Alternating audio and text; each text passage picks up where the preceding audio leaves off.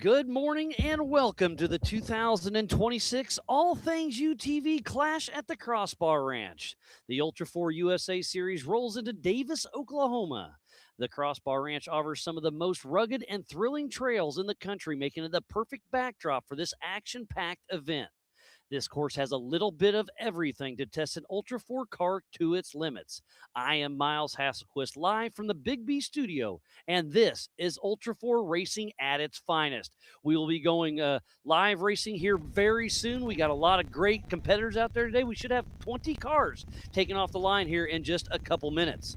We have this is the EMC classes. This is the 4800 Brannick Motorsports Legends class, the 4500 mods, and the 4600 Spider Track stock class.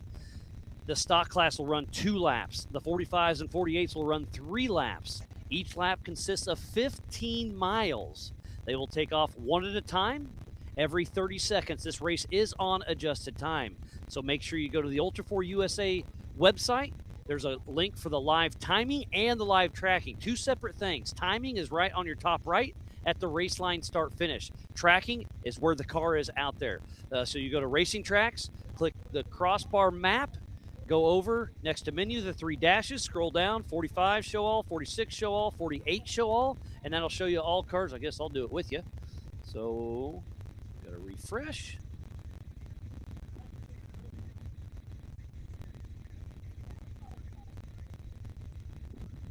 And it's not working.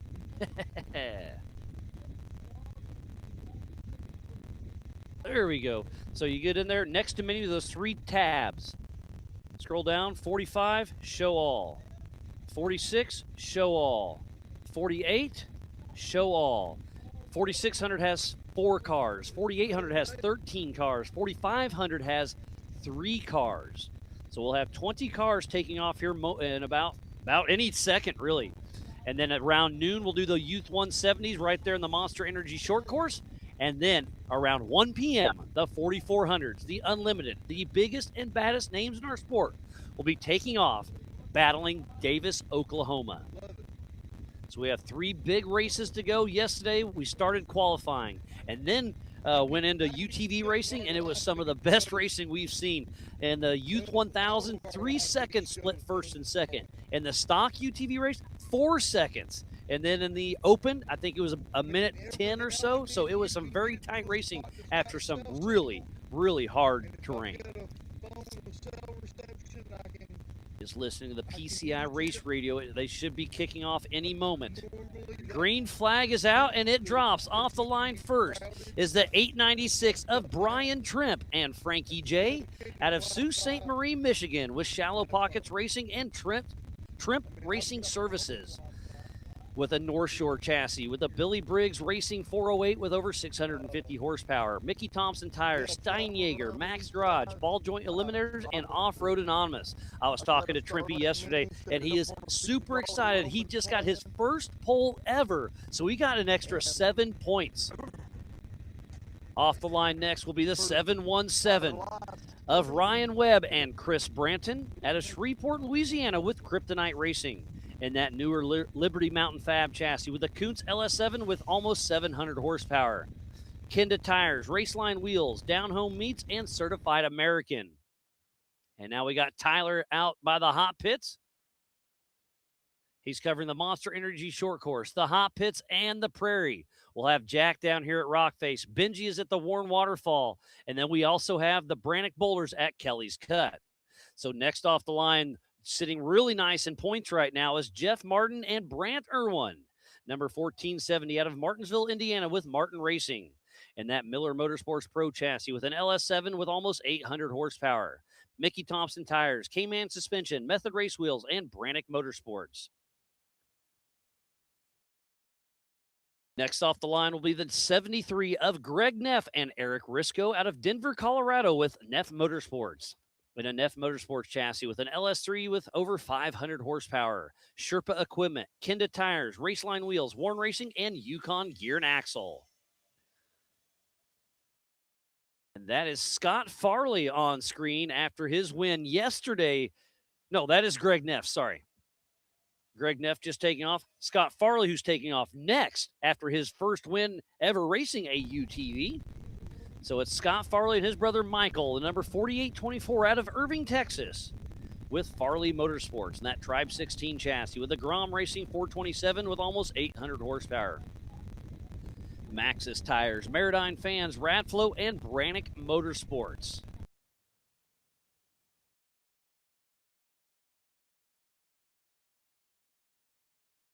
Next off the line is the 417 of Justin Barth and Paul Geisenhagen out of Springfield, Missouri with Barth Racing. He's in a Jimmy's 4x4 48P chassis. Mass Motorsports LS7 with 750 horsepower. Raceline wheels, Warren Racing, and G-Force.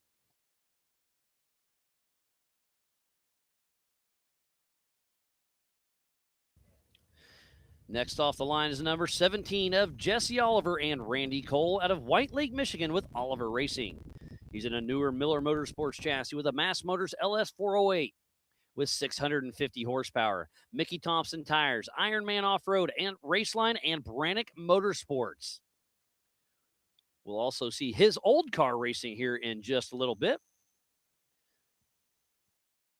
So it's all been 4,800 Brannick Motorsports Legends class so far. Next up is the 406 of Eric Weichel and Joe Fabrizio out of Helena, Montana with Team 406. And another Jimmy's 4x4 chassis, LS Blueprint 427 with 630 horsepower. Kumho Tires, Raceline Wheels, Warren Racing, Cartech, and Gearworks. And then bragging rights up next.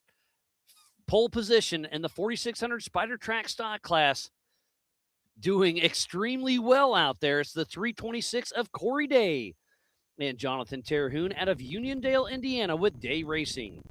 He's in a 2001 Cherokee with Brannick Motorsports, Mickey Thompson Tires, Raceline Wheels, ACNC Cutting and Fab, Team Indiana, Warren Racing, Factor 55, Wizzo Suspension and Fab, and most importantly, his wife, Sarah Day. Up next in the 4,800 Brannick Motorsports Legends class is the 187 of Ken Hale and Jordan Cole out of the Woodlands, Texas with Team 187 and that TMR solid axle chassis with an LS with over 500 horsepower.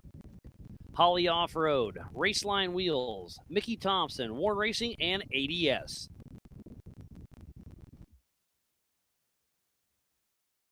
There's Ken Hale on screen. And then taking off next will be the 4877 of Rob Graham and Wes Ty out of the great state of Texas with Graham Racing.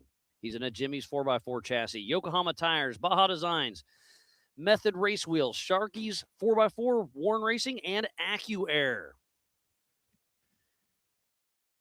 There's Rob taking off through the Monster Energy short course.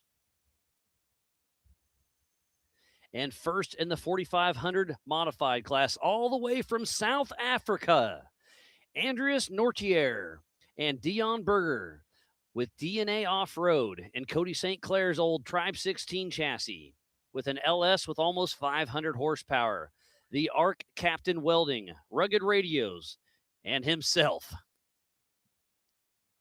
Great to see Ultra 4 USA going worldwide. We've got Australia, England, and South Africa all racing this weekend. Absolutely amazing. And off the line next is Jeff Pratt and Kyle the Ironman Strobel out of Oxford, Michigan with Pratt Pack Racing. He's got his Jeep with an LS with 300 horsepower. Mickey Thompson Tires, Raceline Wheels, Steinjager, Rugged Radios, Warren Racing, Holly Performance, and Ironman Off-Road. Sitting in P2 in the 4600 Spider Track stock class is the 4649 of Matthew Denini and his dad Adam out of Shelby, Michigan with Denini Racing. And that Jeep Cherokee with a 4-liter with over 300 horsepower and just wants to thank his dad for letting his dreams come true. And supposed to be taking off the line next is Brian Moore in the 4818, but I just heard over the PCI race radio he is unable to make the start. Not sure what happened. Tough break. So it is going to be the 624 of Roger King and CJ McGee out of Sparta, Tennessee with Team Robbie Bobby. And his Jeep TJ with Mickey Thompson tires, Dirty Life wheels, Yukon, Brannick Motorsports, and Rugged Race Radios. We'll also see Roger in the 4400 class later on.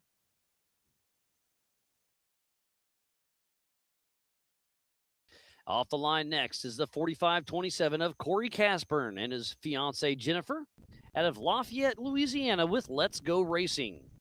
He is in a Jeep YJ with a supercharged Texas Speed LS 408 stroker with over 700 horsepower and Mezco Fab.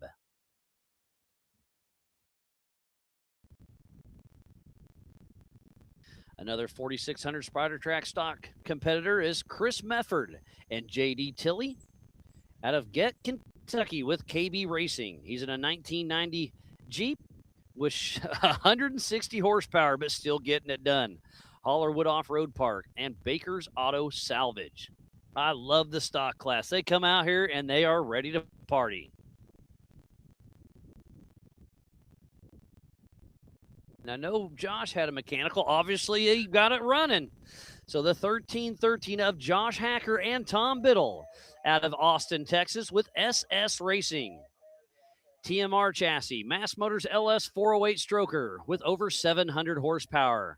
Maximum Trans, Mickey Thompson tires, Raceline wheels, and 3D air. So we have 18 cars that took the green flag.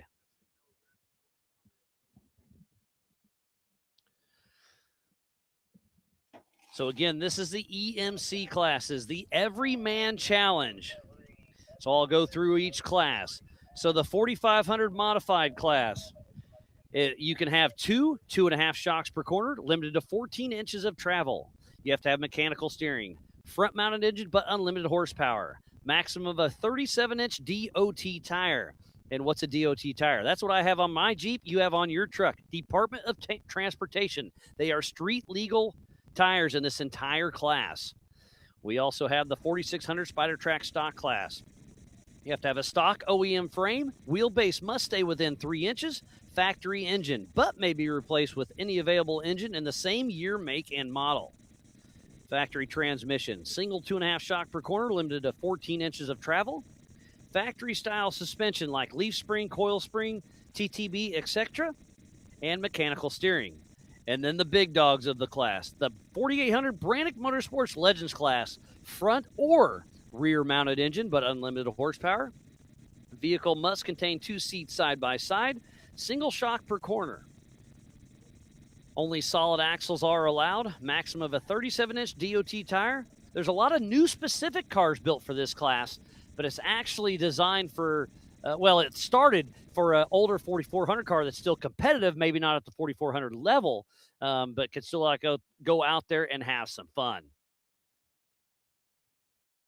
I think that's Andreas from South Africa in the old Tribe 16 machine. So the first 3 or 4 miles is out in the prairie. It's fairly quick, but you can see a 2-track. You know why they're staying in that 2-track? Because there are Yeti-sized coolers hidden in the grass. If you step out for a pass or in the dust, your day might be over. And here's a good little either or here. Not really easier one way or the other, but a nice little passing opportunity. And there's just so many nuisance rocks in the first 5 miles, and then we get into some gnarly terrain. I am sitting here at the All Things UTV rock face at race mile 7.5. There's a couple tricky obstacles before you get here, but this is the main obstacle. And then you leave here, you go through a little creek, and you get to the Brannick Boulders Kelly's Cut, a fun little tough obstacle. You can crawl it easy, but at race pace, if you get a little overzealous, you can really get yourself in a pickle. And then you drive another few miles through some more nuisance rocks and creeks, and then you'll get to the Warren Waterfall. Benji's got a camera there as well. And there's a Hell's, or what do they call it? Stairway to Heaven. Uh-oh. That was Josh Hacker, I believe. That's not good. So we're already seeing some cars pulled off, of course. But I'll finish my thought at Benji's at the Warren Waterfall. It's Stairway to Heaven, and it is a gnarly V-notch. You probably remember Rusty Blyler. I think it was 3 years ago 3 years ago going up it, and he just had to bulldoze his way up. It is a gnarly, gnarly climb. And risk versus reward, I don't think I would take it during a race because you do save some yardage. But man, if you make it, okay, good job. If you don't, your race is probably over. Also, Paul Wolf, I think it was last year, pre-ran it, but I don't think he ran it in the race. And then you get to Benji's camera, and there's a hard right with a tricky climb called Fun Haver. Not difficult, but once it get wet, it can be a little slick, even though it's all rock. Or you can kind of go straight and take the long bypass, probably an extra 200 or 300 yards, but it's simple. So there's 3 options there, but I'm likely to only see 2. And then right here at the All Things UTV Rock Face, there's a couple options. The 45s, the 46 can take the easier left early on, but the 48s and later on the 44s have to take the rock face, the tough side. So we'll have Jack here flying the drone. We'll have a camera here. So we got a pretty good coverage for a small team putting on a live show. So I'm going to guess this is Ryan Webb, the Real Line camera. That's his drive shaft. Real drive line. And let me get over to racing tracks. Do we have people getting close here already? I was not expecting him. No, we still got time. We're just hearing, maybe that's recovery, not sure.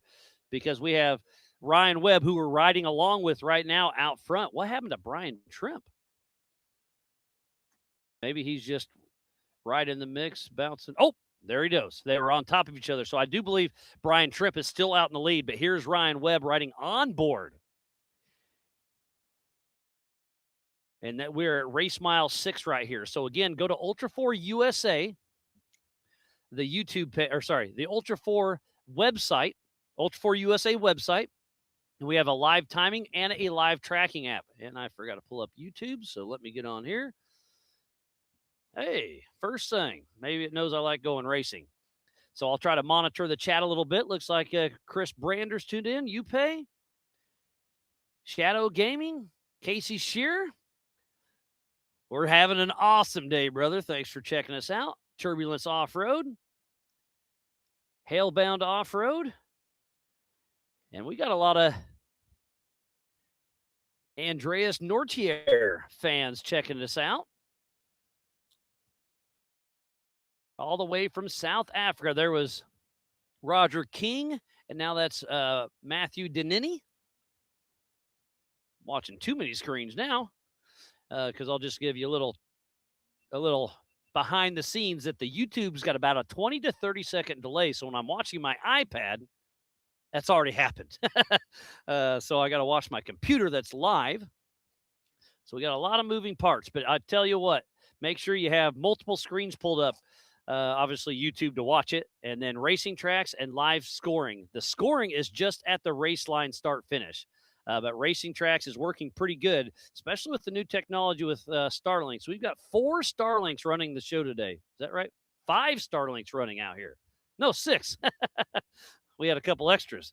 So I believe that's Josh Hacker, who had issues, couldn't qualify. So during pre-running, and both driver and co-driver out of the car, they're getting tools out of the back. Oh, no, that's Ken Hale. I apologize. That's the 187.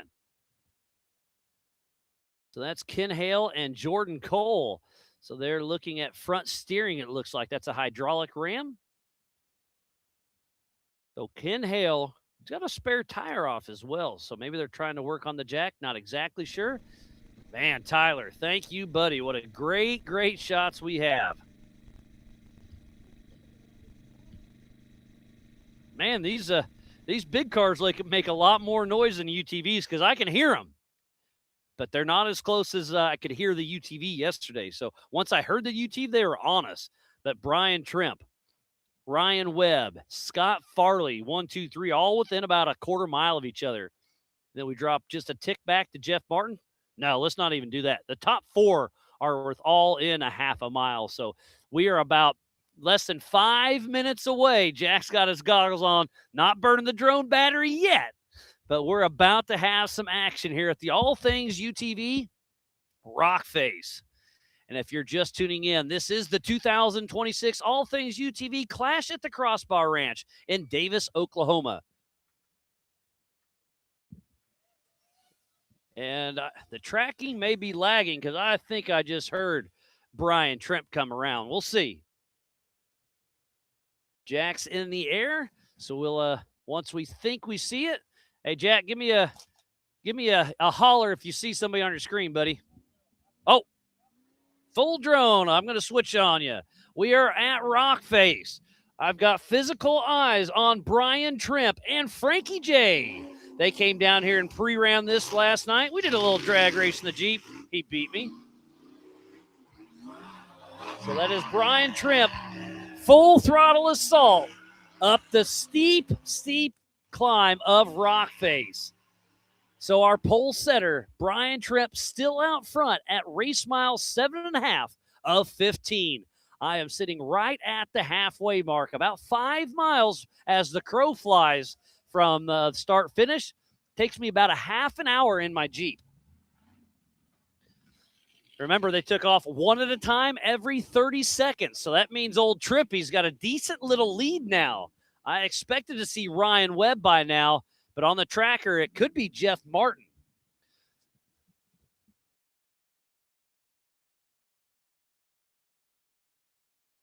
So Tremp's in this little nuisance, actually a very pretty waterfall section. So now we'll see if we can go quad box. Yes, we can. So bottom right's the drone. Top left is where you'll see him coming up. We got this figured out. So Jeff Martin is taking the left line. A little longer, a little easier. I did miss the drivers' meeting yesterday because I was setting up the live show. And we had talked about all the 48s having to hit the hard side, but apparently we gave them either or here. 4400s, I know for a fact, have to go up the right side. But Brian Tremp probably saved another 10, 15 seconds there. So now I'm going to say Tremp has a 30 second to 1 minute lead over Jeff Martin. Where is Ryan Webb? Because Ryan Webb started in a second, right? Oh, man. So on adjusted time, actually, Tremp and Martin are closer than I thought because actually it's Webb that we're missing. Got that mixed up. So actually, Jeff Martin and Brian Tremp on adjusted time are extremely close.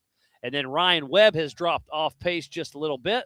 I saw a car, and it did not look like Webb. That looked like either Farley or Neff. So where is Ryan Webb? Let me go to Racing Tracks. He's right in our area. So I think that was Farley I saw. So Ryan Webb has dropped 2 positions, I believe.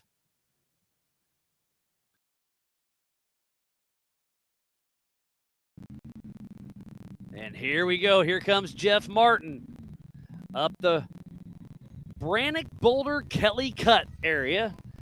And now we got Webb. Webb and Farley are battling. Look at this full throttle assault. 2 lines here. Who's it going to be? Webb cuts off Farley. And now Farley's, it's fairly single track where they are right now. So Farley's just going to have to be patient and wait unless he makes a bonsai move, which I wouldn't put past Farley. But remember, they've got 3 long laps. They got to be calm. They got to be patient.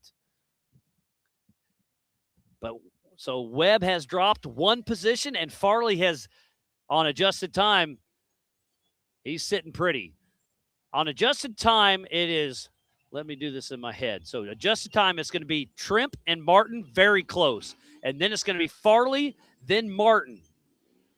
No, Farley, then Webb, sorry. And where's Greg Neff?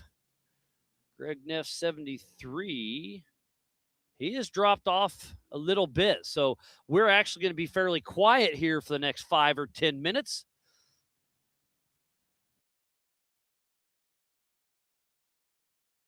So I'm going to switch it to Kelly's Cut. We should have 2 cars. Yes, they are. So this will be a great shot as they're coming up.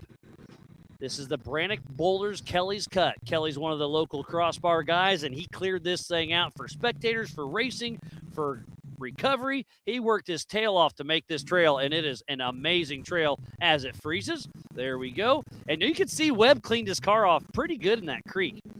So Farley's playing it smart right now, and that's what he's got to do. You can really get yourself in trouble if you're chasing that dust.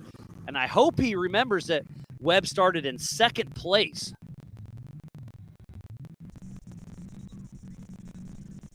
So now it'll be a little bit quiet till our racers get to race mile 10.5, and they're only at 8.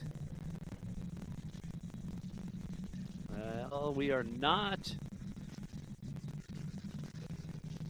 896. Okay, it's ping. Okay, perfect. It just pinged on me. So they were at 8, but now Trimpy is at 8.5. So probably another 5, maybe 10 minutes before they get to Benji on our lower left. So we'll just kind of keep in the quad box right now. And Chris Jr. with Take It Live Back Home. We got a great flow going today. Thank you, buddy. We learned a lot yesterday, that's for sure, but we are getting this thing dialed in because I'll have a little action here about the same time. I may have a car or two. Oh, and look at this. I do have a car behind me. That is Justin Barth. He is not showing up on my tracker. So Justin Barth, the number 417 coming up. And then sitting first still in the 4600 Spider Track stock class, beating all the 45s thus far, is Corey Day.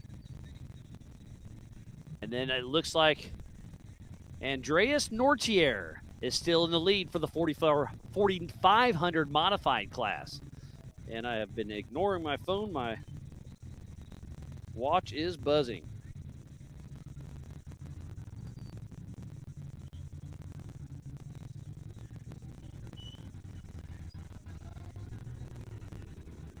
What a great, great start of this race.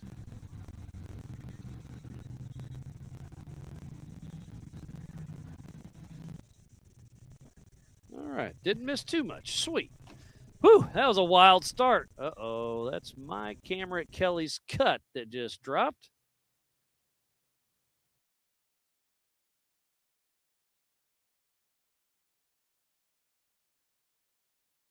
So that is Justin Barth and Paul Geisenhagen out of Springfield, Missouri with Barth Racing. Oh, I was getting ready to text saying check the camera. It checked itself. Again, we fought the heat yesterday. Right now it is warm. What is it?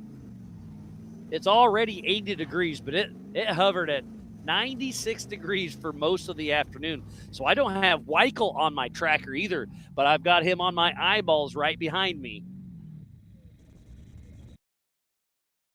All right, there we go. We're getting a good flow today.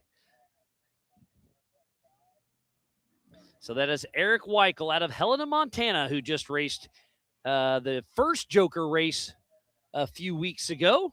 And let's talk about Joker races. We had the Big Sky 200 up in Broadview, Montana a few weeks ago, and that was Joker number 1. This is Joker race number 2 of the season. What is a Joker race? Well, it's basically your third race of a regional series or one of your required races for the national championship.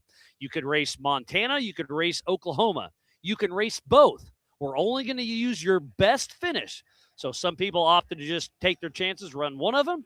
Eric Weichel, he's not taking that chance. He's racing both and seeing if he can better himself. And like I said, points have been gaining going into these races, but it didn't matter a whole lot until both Jokers got finished. So going into next week, we'll really know who's in the battle because there's only one race left in each regional series. So it's going to be going into that race, who's in the lead, what place they got to get. There's some strategy going in. Up until now, it's just do the best you can. For the rest of the season, it's going to be extremely important. And then obviously nationals, we'll do one more regional race plus nationals. So nationals still has some shaping up to do, but the regional races after this race, we'll be able to really tell who's where in each region. And here comes Eric Weichel carrying a tire up the Brannock Boulders Kelly's Cut.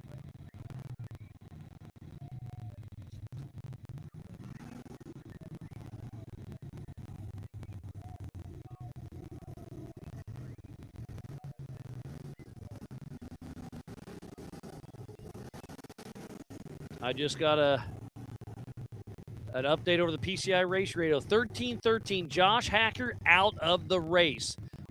He was having a mechanical during pre-running, did not make qualifying. Started the race, looked fine, not sure what happened.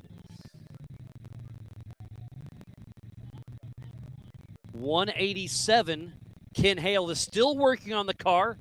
We have touched base. They're not out of the race yet, but they are still currently working on the car.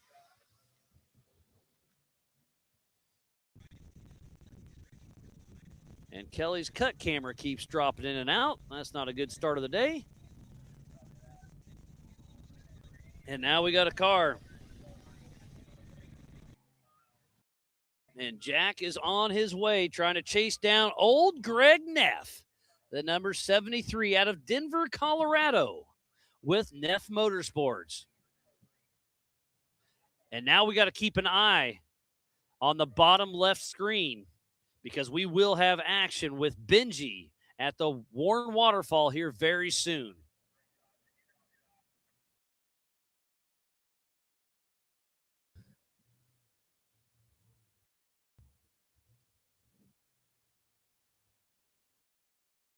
Oh, and I just got an update from Mylin.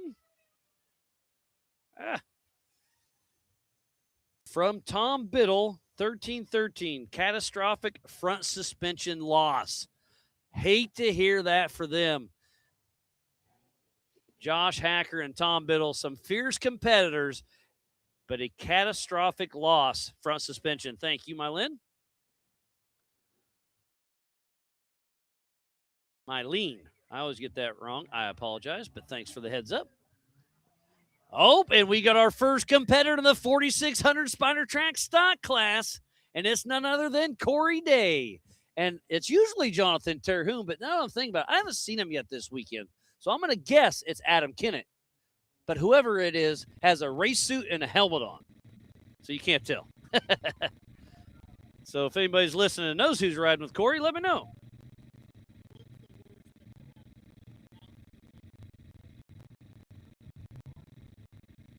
And here comes old Greg Neff.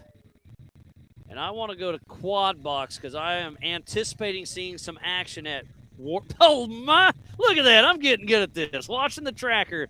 And here comes our physical race leader, Brian Trimp.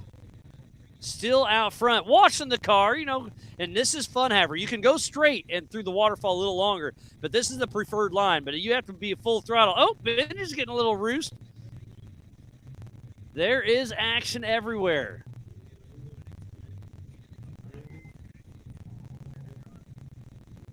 And there's our physical race leader in the 4600 Spider Track stock class of Corey Day and I'm going to say Adam Kennett. I haven't seen Terhune. Again, if anybody knows, let me know.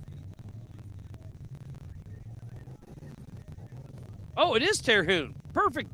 Tyler Cleaver, our other drone operator.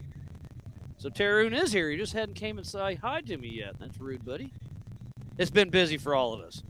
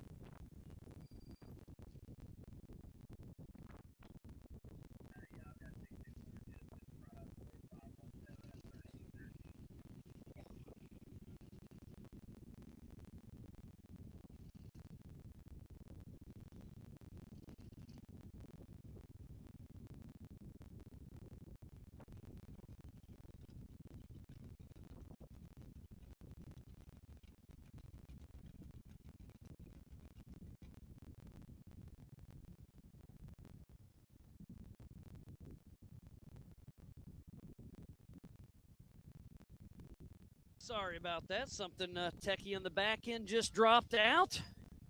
But it looks like we got her rebooted for the 2026 All Things UTV Clash at the Crossbar Ranch. I am Miles Hasquist, live from the Big B studio. This coverage of Ultra 4 USA is presented by All Things UTV and is brought to you by our official sponsors: G-Force, Maxxis Tires, All Things UTV, PCI Race Radios, Can-Am, Tire Spine, Pro Eagle, Brannick Motorsports, Rock Crawler Suspension, Spider Tracks, Metal Cloak, Factor 55, SimpleTire.com, NorCal Rock Racing, Monster Energy, Freight Factory, Race Wheels, Warren Racing, Holly, Off the Grid, and by Big B Motorsports. So please support who supports the sport. Without each and every one of them, we would not be racing here today. As we're watching Corey Casburn come through, we got Area 51 checking everything out, keeping everything running safe and smooth. Thank you, guys. Oh, don't give me the barely. You guys are doing an amazing job. You guys need anything there? You good?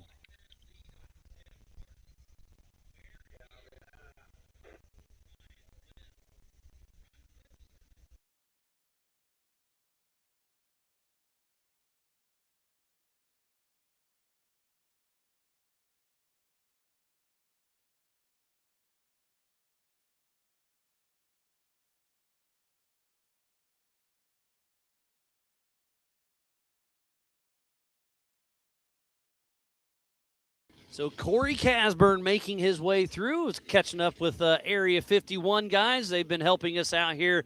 Well, they've been out here for months getting everything lined out, making new little trails, cutting a couple trails. And then all week they've been on course, busting their tails. And the good old Midwestern hospitality is like no other. So, again, got a huge shout out to the Area 51 guys for making the Crossbar Ranch so much fun. And then also the Crossbar staff and volunteers are absolutely amazing. And then obviously the Ultra 4 USA team with John Goodby at the helm, Jeremy running ops and everything else, RDP getting all the good shots, Roxy and Robert selling all the things, our Ultra 4 USA race director Trotter, Abe and Mike are doing staging and pits, Pam's doing a lot of social media, and Benji's out there helping with recovery and playing camera guy. And speaking about Roxy and Robert selling all the things, go see them down at Mega Merch at the check-in area. Every $50 you spend, you get 1 raffle tickets. So if you spend $100, you get 2 raffle tickets. And we're going to be giving away a worn winch this evening during awards up at the race ops next near the start finish. So if you spend 50, 100, 200, 500, you get however many raffle tickets, and you could win a brand new worn winch. And that was Corey Casburn that was pulled off at the bottom of Kelly's Cut. Not exactly sure what was happening there. And we got another car I hear.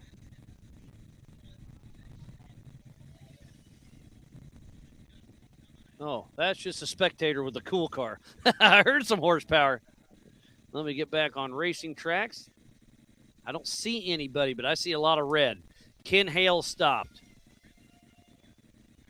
Jesse Oliver stopped. Matthew Denini stopped. Roger King is stopped. Jeff Pratt is stopped. And 4877 of Rob Graham. Did he ever take the line? I saw him take off, so maybe tracker issue, not sure there, but regardless. And our race leaders is between Trimp and Martin, about roughly race mile 12 and a half.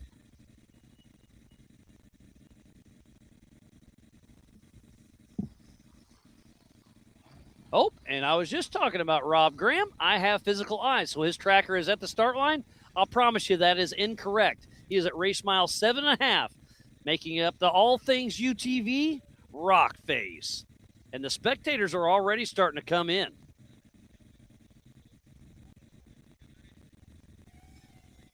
And Casey Gilbert's down there hanging out in the PCI pits. And let's talk about that for a minute. There is no outside assistance other than fellow racers on race course, or some of our staff can help for safety reasons. If you're rolled over and there's plenty of room to go on you, self-recovery, you're okay. If you're in danger or you're blocking a trail, we'll have a recovery, get you out of the way and keep the race going smooth. But I love the camaraderie of our competitors. They'll help you on course. Other than that, race mile 0.5 is the PCI hot pits. You have to have USAC license, you have to have all the insurance, you have to have all the safety gear, and then you can work on the car. Today we're doing 3 15-mile laps. So fueling, I don't think it's going to be a big issue today. I don't think too many people will be taking fuel. But tires. We saw a lot of tires yesterday. We've already had steering. We've had suspension.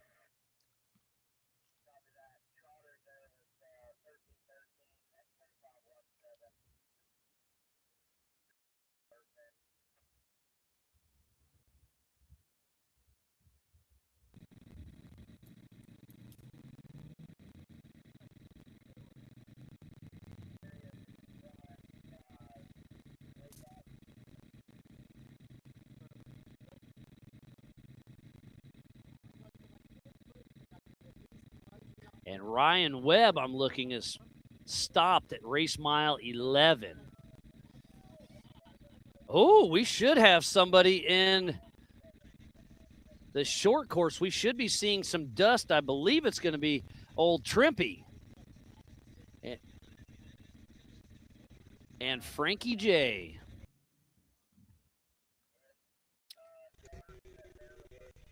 Oh, here's Greg Neff, I believe, at the Warren Waterfall. Getting tougher to tell. 73, yes, it is.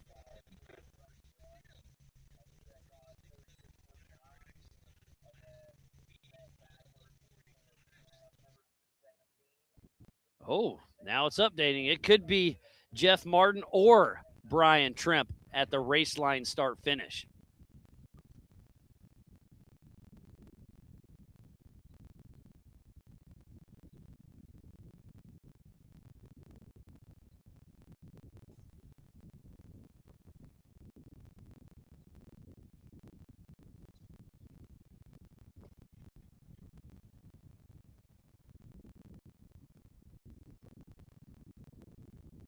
All right.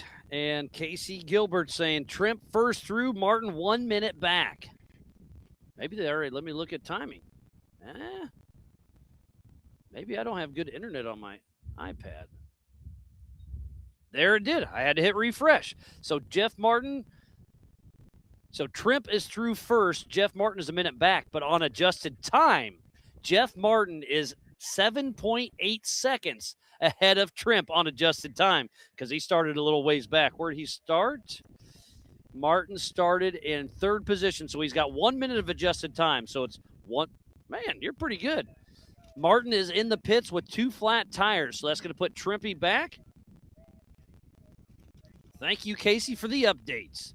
Let me, I got to refresh Racing Tracks then. So refresh Racing Tracks. Next to menu, 3 dashes. Scroll down. 45, show all. 4600, show all. 4800, show all. Boom. Well, it didn't refresh much on the Racing Tracks on my end. Shows I got service. We'll see how it shakes out. So 41 minute lap. Yesterday, I think it was Alan Burton with a 39. So the big cars are moving. But remember, Martin's in the pits changing 2 tires. Well, now we're watching it while I'm watching tracking. So 2 left tires. There's Pam getting all the socials. And that looks like Chris Branton. He should be in with Ryan Webb. Yeah, behind him is some big old sticky tires, so USD stickies. So Chris Branton is not riding with Ryan Webb. They lied to me. And look at that.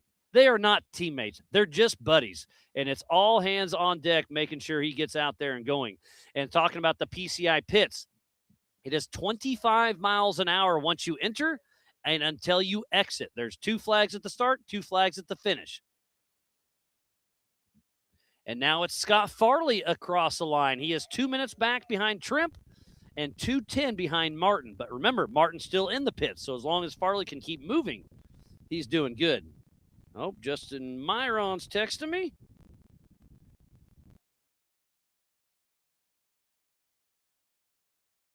And just say, so Trimp does have an on-car with North Shore, so we'll do a little homework on that, see if we can find old Trimpy's on-car. I do remember an email coming through, so we'll do a little checking on that. Thank you, buddy. And thanks for tuning in.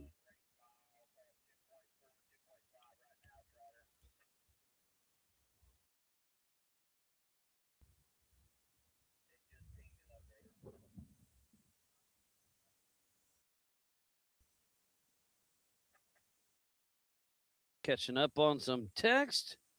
Okay, and I've double confirmed. It is Jonathan Terhune. Thank you, Sarah.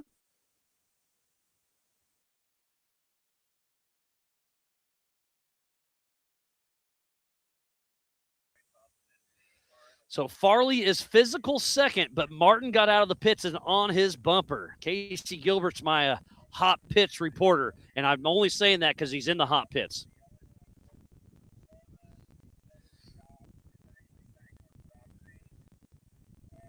So Martin, 4 minutes physically behind Trimp. So Trimp is out front. Then it's Farley and Martin. So Farley started in 5th. So on adjusted time, Farley's going to be looking really, really good. So right now, it's going to be Trimp, Farley, Martin. But it sounds like they're pretty close. Let me get on Racing Tracks. And you can see orange, they're on their first lap. Yellow, they're on their second lap. Oh, and there's old Andreas. Andreas Nortier from South Africa up the Warren Waterfall. He's taking the easier line. I'm going to guess that's Martin. Again, I'm watching a little computer screen. You're at home with a big screen in the AC, drinking coffee. But you're not out here breathing the dust, having fun, sitting next to a beautiful little creek at Rockface. Whew, what a busy start of the day. This is the EMC race. Stock class running 2 laps. 4,500 mod and 4,800 Brannick Motorsports Legends class running 3 laps. It is 15 miles per lap. They took off one at a time, every 30 seconds. If you go to the Ultra 4 USA website, you can click the live timing and tracking link as Corey Day makes it up the Warren Waterfall. So have it on your iPad, your phone, your computer, your TV, whatever. I've got multiple screens going and a phone. So the live scoring is at the race line start finish. And then Racing Tracks is covering each car on the course.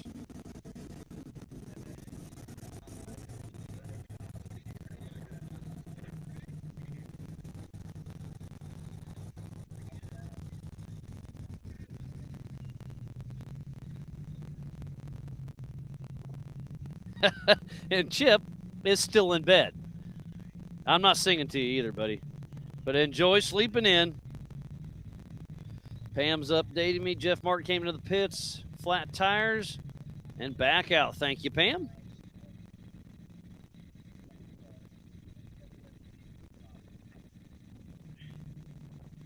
It looks like we don't have trims on the North Shore. I don't even know what that means, but if we can get the on-cars, we'll do it. We do have Ryan Webb every once in a while. I don't know if we could find his. He's stopped. Maybe we could see him changing a tire or something.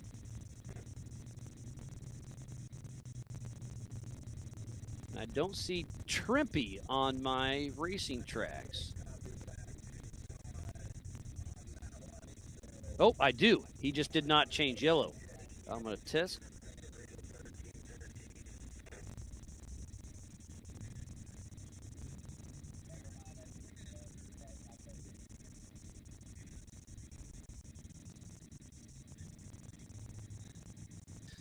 So on lap 2, these cars turn yellow. Brian Trimp is on lap 2. He's still orange, so I just text Racing Tracks to see if they can update that. They're usually right on it. But you can see the yellow of Farley and Martin. Race mile 3, and Trimpy is up at race mile 4. So Brian Trimp, getting his first pole position ever, is now starting to deal with lap traffic. But I'm going to look. I guess he's not dealing with lap traffic yet because all those cars are stopped. But the 45 of 17 of Jeff Pratt was stopped. He is back moving. And we actually have the 40. Oh, that was Casburn, right? He is at the bottoms of Kelly's cut. Let me see if I can go full screen on this one. So he should be right in this area, but I do not see him. Maybe I see him in the center of the screen, possibly. Could be a spectator, though, but he is in that area, stopped, and has been there for a little bit. Tell me how long he's been stopped. That must be on the back end. But Corey Casburn stopped. Josh Hacker broke out of the race with suspension issues. Roger King stopped. Chris Mefford stopped. Jesse Oliver stopped. Ken Hale, we saw him stop working on the car. Hopefully he can get it going. Ryan Webb has been stopped, so the attrition is extremely high right now. Hop over the YouTubes. So Certified American Original Chris was in car with Ryan. I could have swore I saw Chris in the hot pits. You might be right. You probably know. Oh, now you're trying to find out. Well, I'm telling you, I had eyes on him. I saw old Branton because I saw the USD stickies in the back of the truck. He was grabbing tools that had to have been him. Shadow Gaming's tuned in. Upay is rooting on Andreas. Turbulence Off-Road sitting in my chair drinking coffee. I knew it. And in the AC. But yeah, even though you have it made, you would rather be here, I promise. We have some Scott Farley fans. Jade's tuned it in.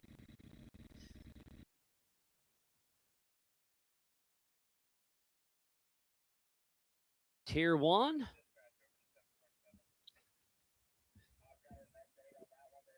Is that Greg Neff? And we have some great coverage today. Yesterday, we fought Tech bad from the heat. Well, it's not hot yet. It's going to get hotter, so bear with us. We did some tweaks last night, and Take It Live went back and did their magic on whatever. And there's strong wind warning. Yep, it's right. But old Tyler's keeping her steady. Want an update on Andreas. He is in America in Davis, Oklahoma. And he is at race mile 10.5. So he's actually pretty close to the waterfall, I would assume. He may have, we just watched him go through the waterfall. So he's still moving as far as, how old is this ping? Oh, he's at a 5-minute ping. So he is through the waterfall. He's probably between race mile 11 and 12. Again, you can go to the Ultra 4 USA website, and there is a tracking and a timing link. Click both of those and toggle back and forth.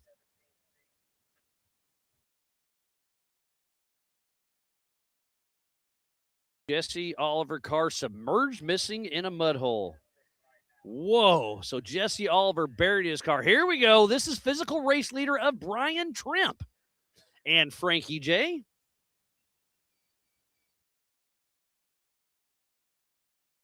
And just got an update from Joe Fabrizio. Eric Weichel is out of the race with a bad pulley.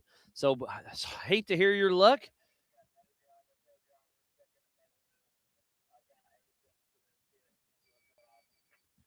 And now our physical race leader is stopped. I see some smoke. And just getting confirmation, Casey, race mile 3.9, Oliver went mud womping. So I see the shadows moving.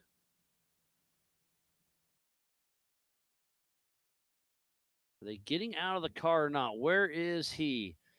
He is almost to race mile 6, and he's got about a 1-mile lead before Farley will get to him.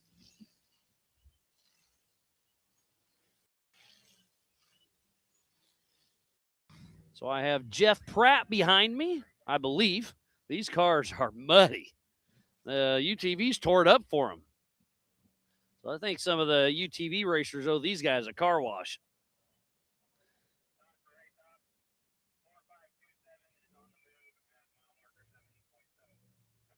Oh, and just got an update. Corey Casburn got back moving.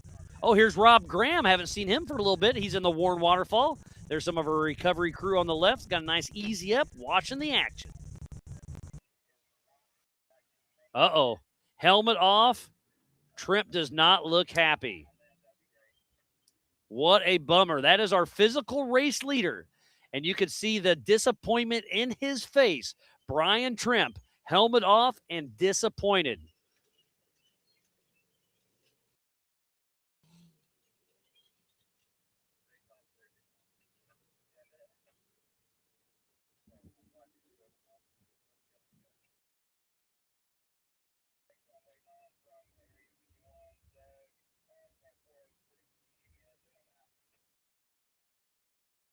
Well, Trimpy's got Starlink. There he is. What are you doing, buddy? Oh, you're doing more than that. You got your helmet off. We saw it. Well, you're looking at the front of the car. What's going on? Oh, I guess I should. Oh, you're broke. There's no fixing that. So you guys can't see it at home, but the driver's side wheel is completely off. The snap to see off the axle. So, Trimp, I hate to see that for you, buddy. You were running an amazing race. We tried, brother. Yeah, well. What's next, Martin coming up on? Yeah, it should be Martin, and we should see him on your on-car here very soon. No, it'll be Farley, actually. Farley, then Martin. Okay. No, you won't see it. Car's pointed into the woods. Oh, okay. Well, I did see a nice pine tree.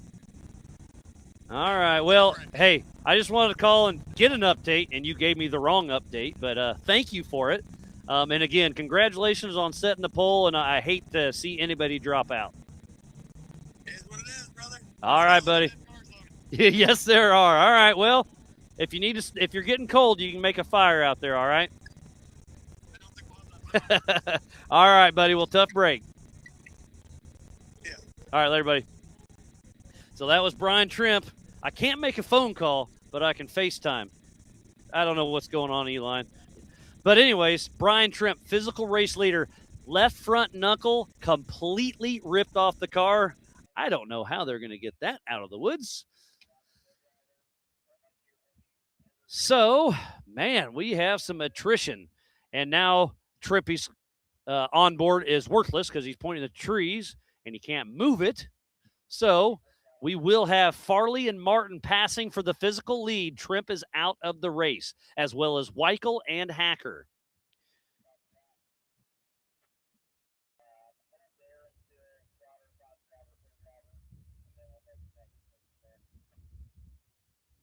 And Chip said he saw the tire falling off. I was too busy looking at other stuff. And old Casey's keeping me updated. Greg Neff, fourth through. All right, let's go back to timing. Who has made it through? So it's Jeff Martin. Well, Jeff Martin and Scott Farley on just time are going to be very close. Trippy out. Justin Barth is now in third. Greg Neff now in fourth. So who's going to be in the lead, Farley or Martin? It's going to be very close. Where did they start? Martin started 1 minute ahead of Farley. So Martin has to be ahead of Farley by 1 minute. And now we are in the PCI hot pits with Justin Barth. Pam's getting a quick little interview, trying to see what they're doing. Paul Geisenhagen was out of the car, helmet off. Tires are up, but they still got the jack going. And look at this, the Big B crew. That's Tranny Tom, Casey Gilbert's co-driver. Again, not part of the team, but it's all one big team with Ultra 4. Oh, and that's Casey Gilbert running the jack. Man, Casey Gilbert is a jack of all trades. And he's got a brand new hat, still has a sticker on it. You better get a spare one for later on after the race, buddy. And again, I just love everybody in the pits. Doesn't matter who it is. As long as there's cars not in there, they're here to help. This is more than just a tire change.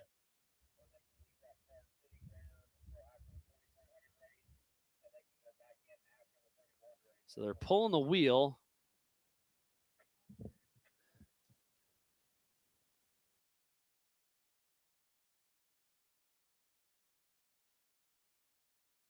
Yeah, they don't look like in a huge hurry, which is not good. That's Paul Geisenhagen, the co-driver, walking back in the fire suit.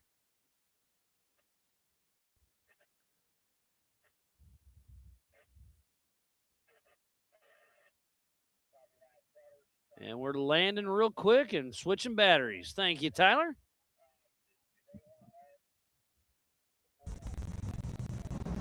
All right. Wow. There is action all over the course.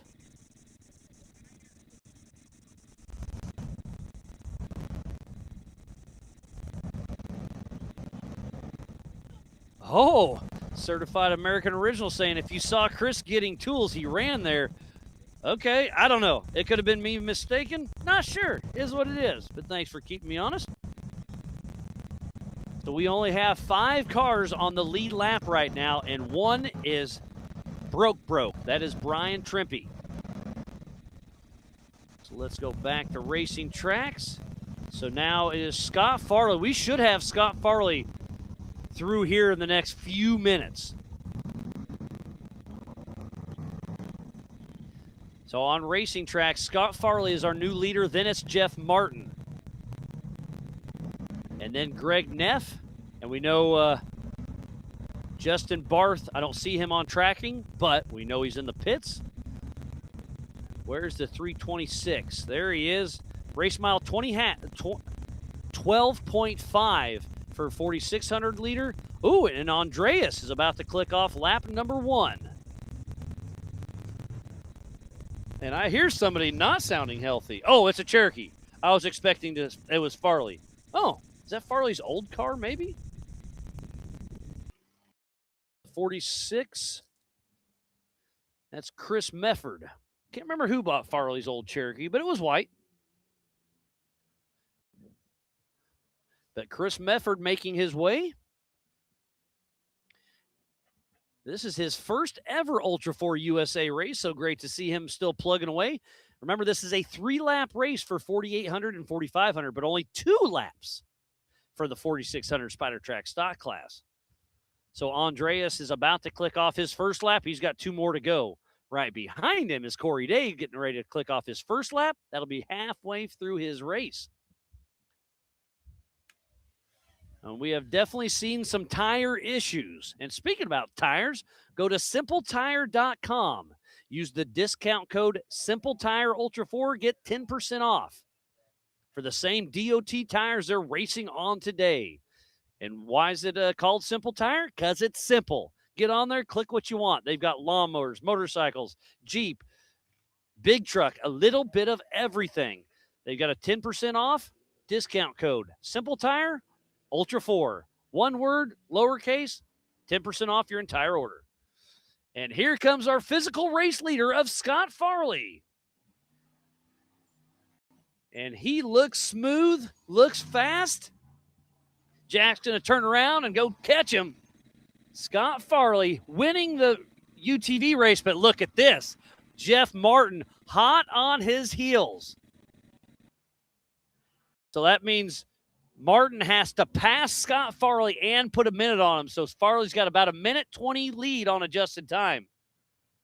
What a great battle we have right now. So that is Scott Farley. Just behind him is Martin. There we go, spinning around.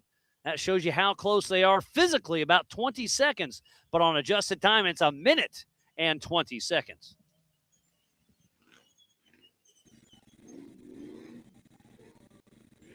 And Farley is pushing. I want to see how hard Martin hits this water hole.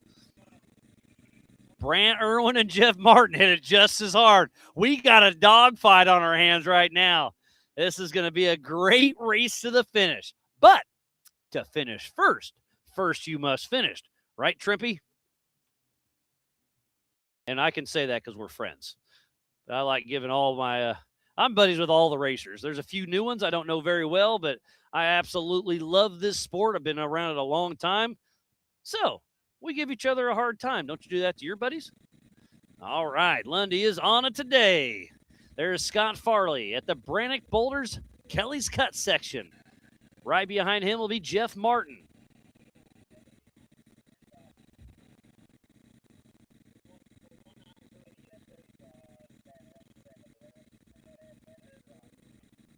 All right, so they are through. Who's our next competitors? Oh, Ken Hale got moving again. They are a lap down, but glad to see them. So that's going to put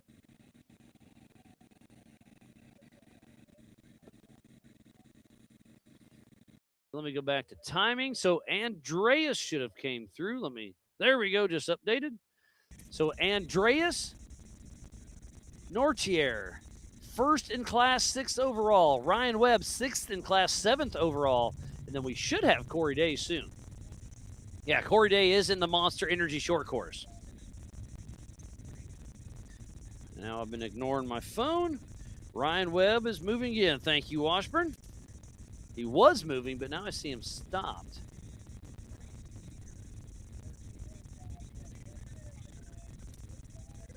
So I have, how accurate is this? I have Ryan Webb at 9:06 1 minute ago, and I'm looking at the tracker, and I believe that's where his camp is. So he is in the camping pits, not the hot pits. And if that's the case, not good.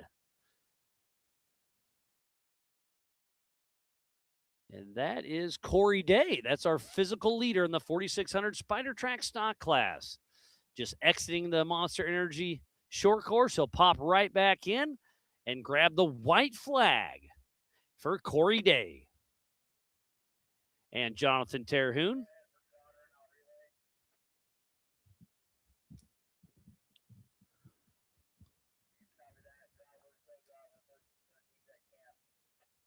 So it sounds like Hacker and Biddle are back at camp, out of the race, but at least they're safe and sound.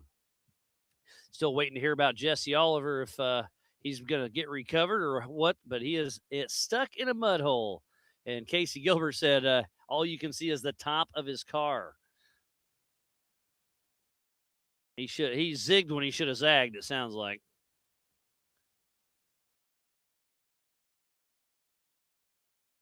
Looks like we'll have Ken Hale here in the next 5 or 10 minutes. But there is Corey Day, our first competitor in the 4600 Spider Track stock class. He will be grabbing the white flag.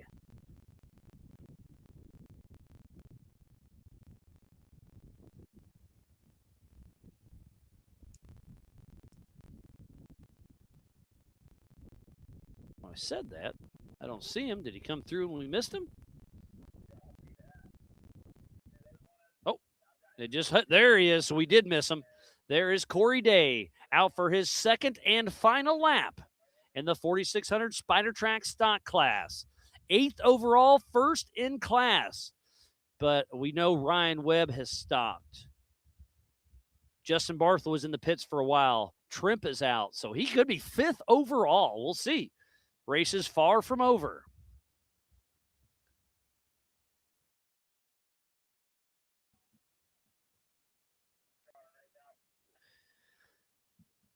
We do have G-Force up by the race line start finish. You can go check out him. They build some amazing shocks, UTV related. And then also around lunchtime, we have Evans Food Truck. So go up there and watch the Monster Energy short course. Come on down here to Rockface. Go see Benji at the Warren Waterfall. And those two flags are the entrance. So Corey Day is doing 25 miles an hour now. So he is coming into the pits. I'm very surprised by that because fuel capacity, I think he's got to make enough to make it 2 laps, no problem.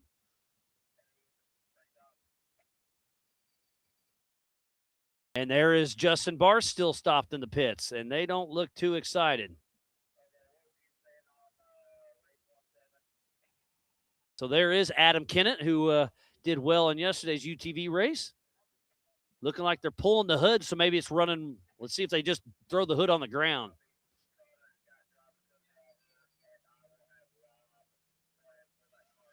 Are they looking at anything? No, I think they're just pulling the hood because it's running warm. Okay, so while they're there, take the extra minute, check the steering. But I bet you they pulled the hood because it's hot out. It's not only hot for the driver, it's also hot on the machine. And I do have physical eyes behind me of Ken Hale and switched right to it.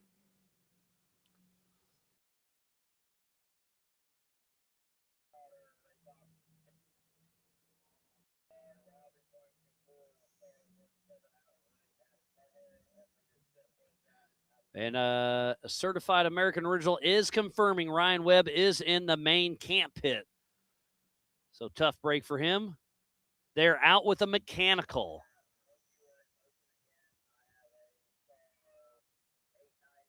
So we started with 18. And we have confirmed 1, 2, 3, 4, 5 are out. And Andreas Nortier through race mile 3 out on lap number 2. Ken Hale had something going on, but they got out of the car. He was working on the front end. Back in business.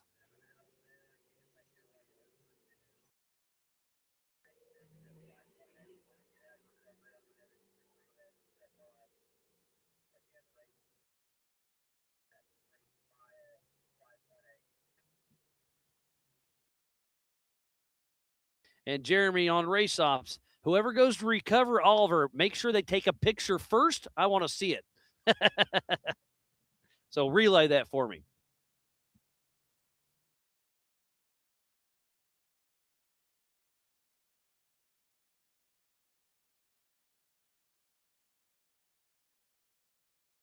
There's a little delay, so I'm waiting.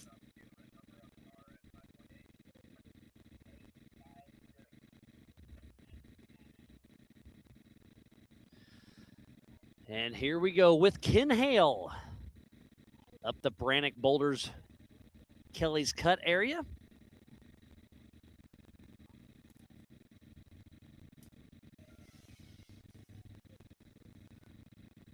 And Cherokees run better at 200 degrees, no doubt. I recently put a Hemi in my Jeep, and I'm running, I'm not going to say overheating issues, but running warm issues. So Corey Day looks like he is leaving the pits. Ditch the hood, check some things out, and our physical race leader in the 4600 the 4600 Spider Track stock class is out. at race mile 5. So now he's full race pace, but they're probably going to take it a little easy because they've got a pretty good lead in the stock class. I think Matthew Denini is next, and then Roger King was stopped. So as long as he just needs to keep moving. Oh, Rob Graham just tripped the tracker or the timing loop. So he is out on his second lap of 3. So I think if Corey Day can have a smooth lap, he'll grab the checkered flag on his second lap before everybody else on their third lap. We'll see. And this is a Grand Prix finish for the 4,600 stock class. If he laps them and finishes first, they only get 1 lap.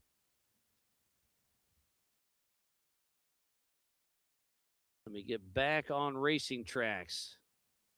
How long ago was this? So Matthew Denini may be coming my way here in a little bit, but not moving. Oh, Greg Neff should be here in 5-ish minutes.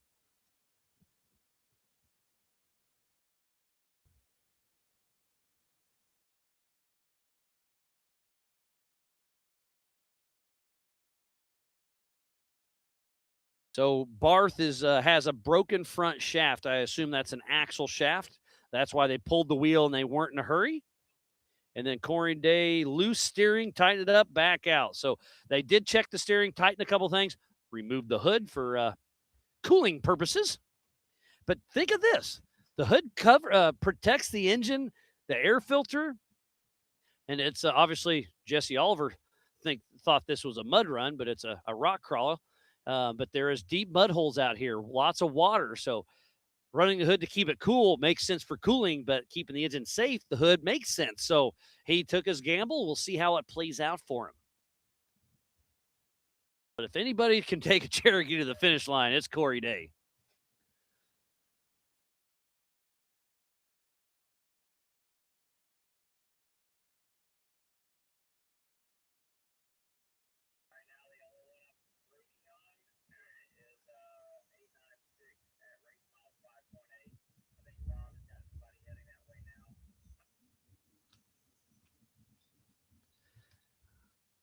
We're just kind of watching Corey Day cruise through the prairie. Again, there's some fast spots out here, but again, all these cars run DOT tires. So they're running, I'm going to guess, 20-ish pounds of tire pressure because you need the traction in the climbs. But out here in the prairie, you're hitting all these nuisance rocks. You don't want to get a pinch flat because you can hit that wheel and grab a beadlock and you're changing a tire. Now he's back in the move. Corey Day's already been on this track twice. And I assume he's racing with somebody later on today. I'll have to go through my mental Rolodex. But he knows these courses. He pre-runs one time, and he knows where to go. It's absolutely amazing. I've been around this track twice and probably still get lost. Well, maybe not after today. It is burnt in, as you can tell.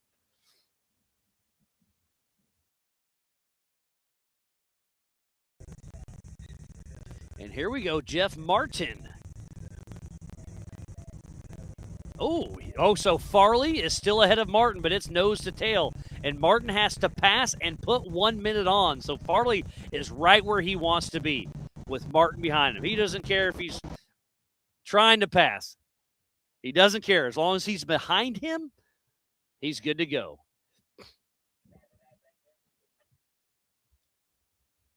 So Corey Day still in the prairie section. The first 3 or 4 miles is this style. This is out where the big windmills are. So Tyler's got to be a little careful to not hit one of those. Nice little road crossing. We have a volunteer. I know exactly where we are now. So the Monster Energy short course is just above us by a quarter, half mile. But we're going to go away from it.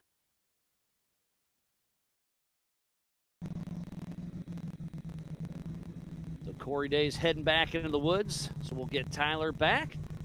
So it looks like we got a little break in the action. We're going to step away. We're at almost the halfway mark of this race. Still a lot more racing yet to come, so don't go anymore. Go anywhere. A lot more racing yet to come. Over 25 years of off-road racing dominance. Proprietary patented race technology. Proudly made in the USA. unparalleled customer service and support.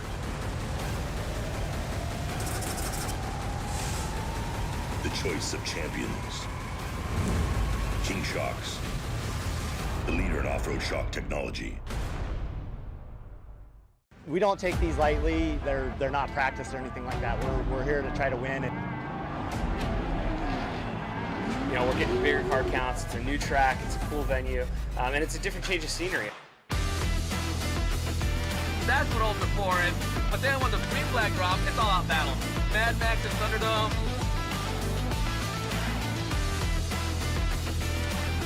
It's going to be tough. Competition is the best of the best. For me, it's just a place to go release some anger and have some fun with my kids, and it's like fist fighting in a goddamn race car. For racing to me is a way to get out with friends. It's where we spend time together. It's where you get your blood pumping. I'm excited. I have a lot of confidence on where Ultra 4 is going to be.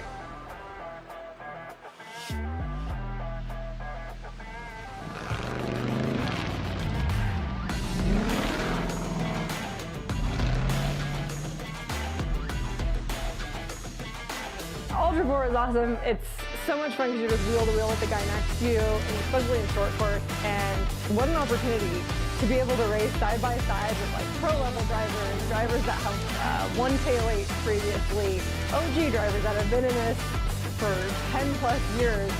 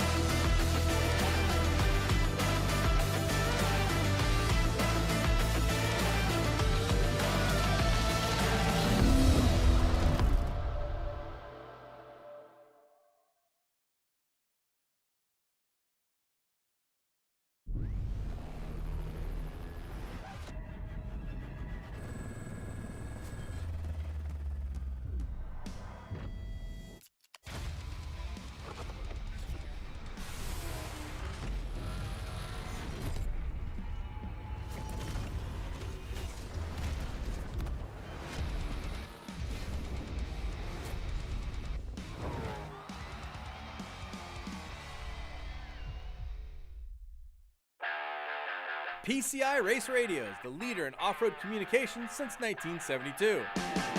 Our equipment was developed for racing in Baja, perfected for enjoying the weekend with family and friends. PCI has the highest quality communications, navigation, and safety equipment, backed by the best support in the industry.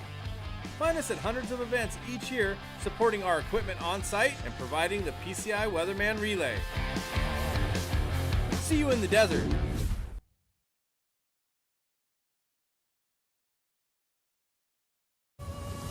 Tested and proven in some of the world's most rugged environments, the all-new Warn Xeon XD and XP line of vehicle recovery winches have arrived, redesigned from the ground up. Warn Xeon XD and XP represent the ultimate in performance and durability on the market today. You'll have the confidence to go farther, and most of all, go prepared.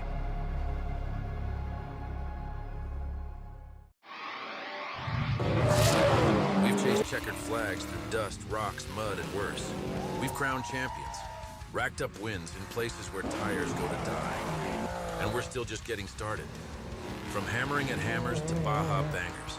If it's brutal, beautiful, or just plain ridiculous, we're there. So whether you're bombing through the desert or just dodging potholes in rush hour, tread victoriously with Maxxis tires, built for whatever you're chasing.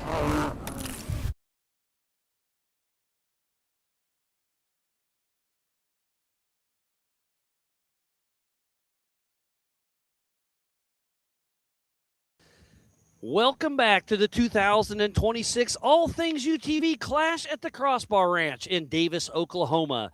We are at the All Things UTV Rock Face, and I've got John, one of the fans out here. How we doing, buddy? We're doing great. And we have having a good time. Oh, it's great. So we have Matthew Danini right here and his dad, Adam. They've got a left rear flat tire and a front brake something hanging off. I ran over there. I thought they needed help. They were lost. They didn't know which where to go. And I said, you got a flat tire and a brake. Like, oh, we know. It's going to suck, but we're going for it. So I love the never give up attitude. Yes. And we were just chatting. You're interested in get into this sport. I'd like to try, I think. It's but fun. I don't know if my body can take it. Oh, yeah. We got a lot of old timers that still come out here and play with us. So you still got your time. Hey, I'm not old. Oh, okay. We're old. How about that? Yes. But you can take a Cherokee like this. You can pick them up for $2,500. You have to do some safety stuff. I got an old Toyota sitting next to my. Toyotas are tried and true. And honestly, a Toyota on this course would do fine. Sometimes it's more wide open and it's a horsepower game. Right. And Toyotas lack the power. Yes. But at a course here, they crawl. Right. And with all the nuisance rocks, it's not a horsepower game here. Right. No, So, it seems like, except for some of this. Well, but, you would be able to go around yeah, on the easier right. side. I'm not saying it's easy. No. My Jeep made it. It's not hard, but it's not easy. Right. But, man, it's a lot of fun, and it's a great grassroots sport. And Spider Tracks, they're the presenting sponsor of this class.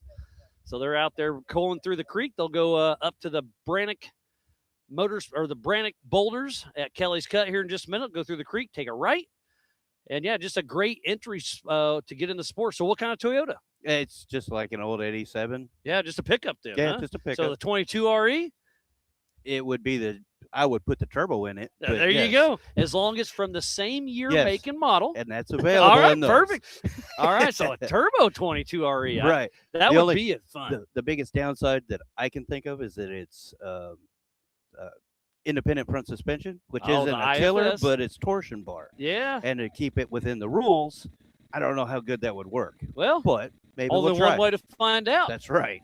And honestly, a roll cage, and then you have to get all the safety Right. gear, the Yes, sir. belts, the seats, and all that. But I mean, so it'd be a couple grand in upgrades, and then come on and try it. Right. Maybe here next year, huh?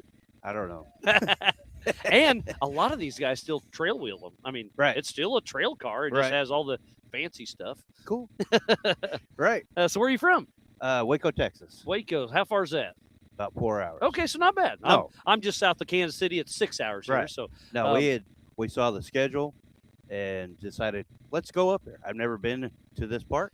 we've been racing here since 2017 off and on. Right. And it's just a perfect spot because there is go fast. There is mud. There is Sure. dust. There is rocks. There's a short course. There's a lot of bumps. Oh man, yes. So we ran around doing the GPS the first day I got here, and we took a stock Can-Am Commander, and just nuisance rocks everywhere. There's minimal spots to go wide open. Right. And the 2-track out in the prairie, that's fast, but if you get a little out of sorts, there's a boulder that'll rip a tire off, as Trimpy found out. Right. So they've got what do we say? It was a left rear flat. Yeah, left rear flat. Left rear flat, and that and caliper a was right hanging, front swinging. brake. No, the left rear brake is swinging. So on the left rear is tire and brake on the back. So now they're pulling out a winch. There's plenty of trees to hook to. Right. And so they were pre-running in Pennsylvania earlier this year, and Matthew, the son, is driving. Adam, the dad, is winching now. They were on a trail stuck, hooked to a tree, started winching. The tree fell down and hit and it hit Adam. Wow. It was a bad deal. He went to the hospital, got checked out. He is okay. Good. He is cleared by the doctor. And I was talking to him in tech the other day. I said, so how he wasn't there. I was talking to his mom and Matthew and his mom. And I said, how is your dad? He's like, he's okay. I was like, but he's good enough to race? And the wife just started laughing. I don't know. But he said he's doing it. So, just like that, we lost the camera. Back. And it's back. So, again, what I do? Absolutely nothing. But we're running everything off Starlink and generators, and we got a pretty good live show. Yes. No, that's it. I think you do a great job. I appreciate it. The It's a lot of drone fun. guys are awesome. And then you can go. This is on the Ultra 4 USA YouTube, so you can go back home next week. That's how we watch it. Yeah, so you can go home next week and rewatch Right. what you're watching now, and watch yourself. Right. Yeah. My wife's gonna be like, hey. I know that guy. But yeah, John, a great time. Glad you came out here, and you're soaking up the shade right now. You're playing it smart. You're gonna get closer to my Jeep. We're parked right over here. Perfect. So as this shade leaves, we're gonna slide over, Oh, and then so when the you're- cars come through, You can we'll walk move out. over and watch out. There you go. You're playing it smart. You got Yes. the drinks. You got the Old. snacks. Yeah, exactly. I get You know. that. So what's been? When'd you get here? We got here Wednesday. Wednesday. Perfect. So you've 'Cause been I here saw- for the whole thing. Yes, sir. I seen on the schedule that parking was like Wednesday, Thursday, and it's like, if I really want to go talk to some of these guys, some of the Yeah. drivers and racers, better to do it before. And have you walked through the pits? Yeah. Yeah, because they're Yeah. all just Yeah. one of us. They Yeah. really No, are. they We do are. have a few pros that are pretty dialed in, but even Paul Yes. Wolf, top Oh, of the game. I hung out. Yeah, there you go. I hung out with Paul last night. They offered me a taco. Unfortunately, we already ate. They said, "Come on back." Him and Christy both. Said, Yeah, come yeah. on back today. Isn't that cool? Because Yes. Paul Wolf is the winningest racer in Right. Ultra Sport history and at the top of our game right now. Yesterday had some bad luck. Yes. Today, he's going to be for redemption, but he is at the top of the game. And you walked in and could have had tacos with Paul Wolf. Yeah, that was awesome. Yeah, it's pretty cool. I'm in a lucky position that Yes. I've made friends with a lot of my Yes. heroes. Yes. So we're all buddies now, but just everybody's so open and give you Right. parts, give you tacos, Right. give you a bottle of water. No, At we- the end of the evening, some beer.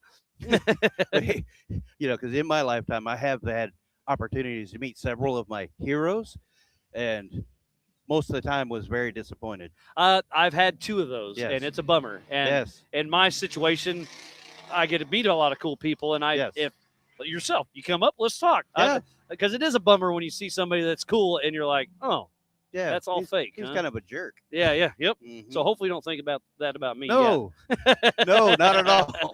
Not at Uh, all. So as we were chatting, that was Greg Neff, who I think is in third position in the 4,800 Brannick Motorsports Legends class. And where is Farley?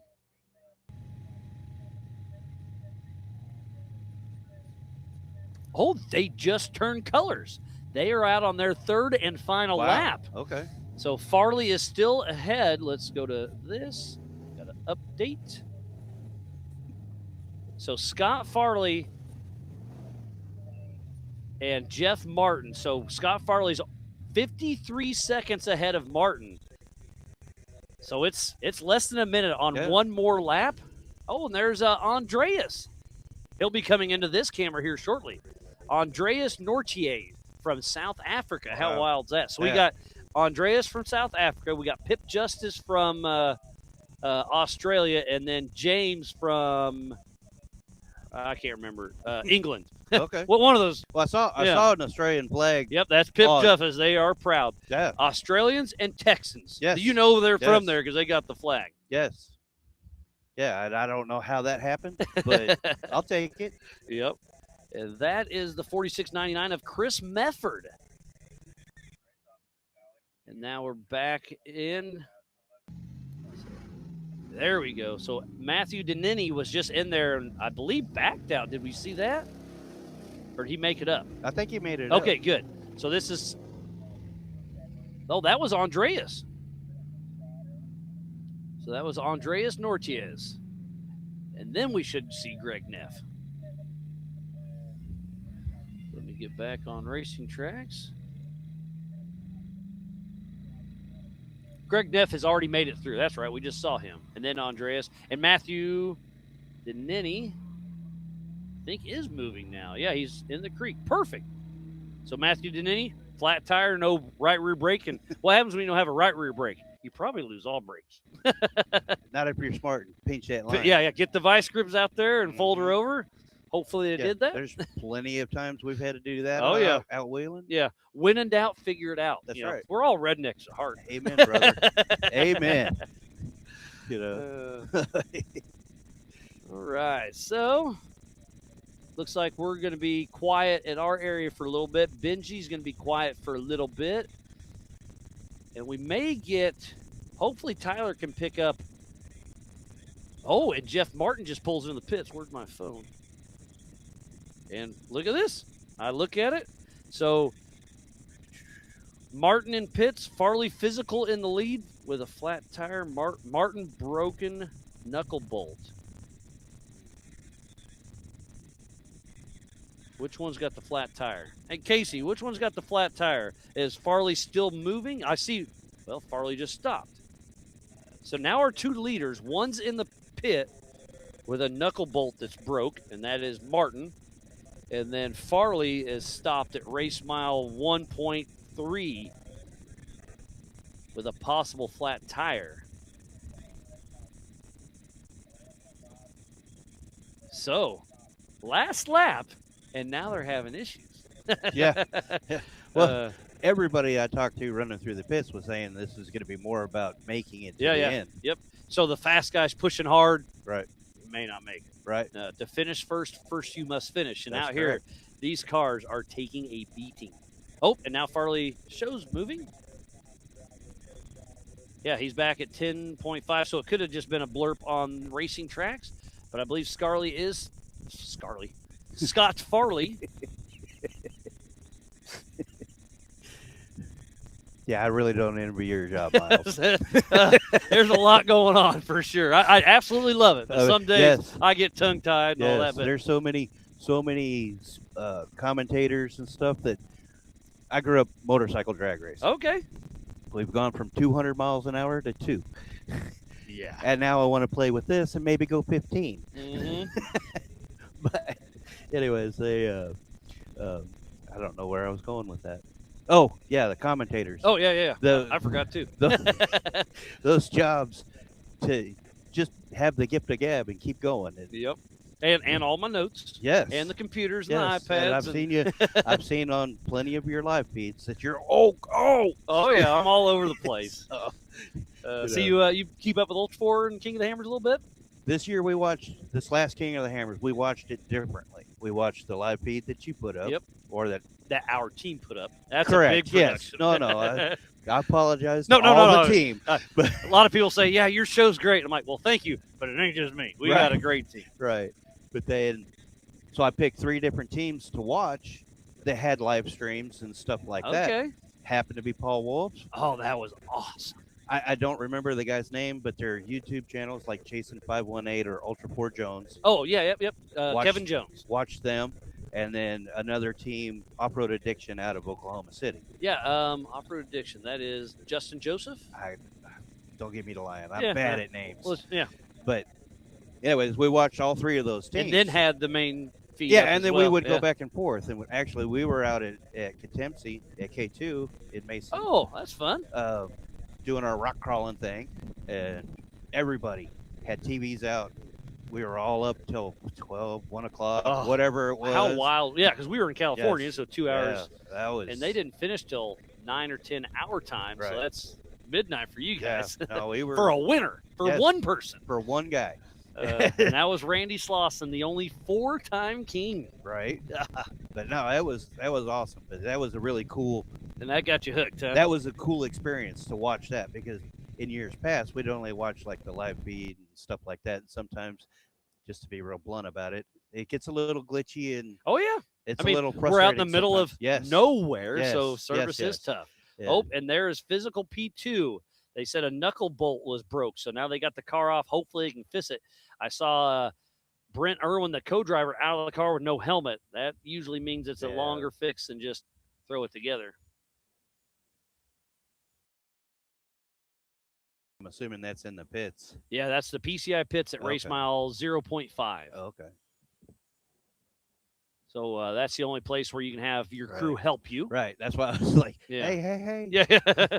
And there's Abe making sure everybody's doing what they're supposed to be doing. They've got all their correct wristbands.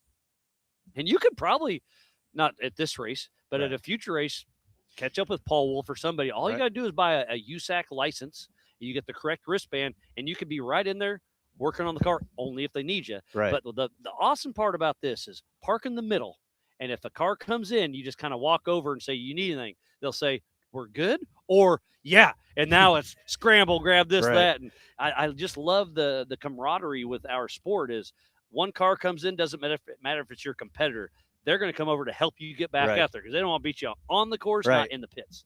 Now, we've had, where we're camped in main camp, there is one of the 4,500 cars. Unfortunately, I can't remember the guy's name. Andreas. Is he from South? Did he No. talk funny? No. No, that would have been Corey Casburn then. From Louisiana, I believe. Okay, that's Corey Casburn. Okay. He came over. He asked, he goes, do y'all have a welder? I said, I sure do. Because on their transporter, they have a little broken bracket and stuff. And awesome. I was like, I'll help. Heck yeah. You want to do that tonight, or you? Then he came back walking through our campus like, I'm looking for some 1/2-inch fine thread bolts or nuts. And I was like, I might have some course thread.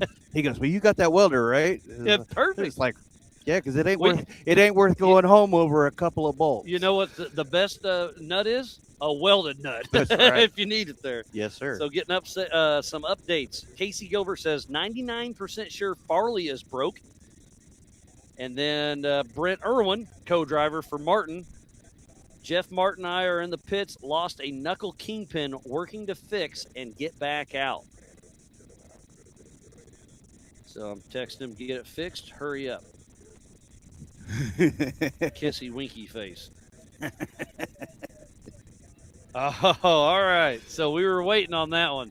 Jeff Oliver buried his call. Jesse Oliver is stuck. Let's see.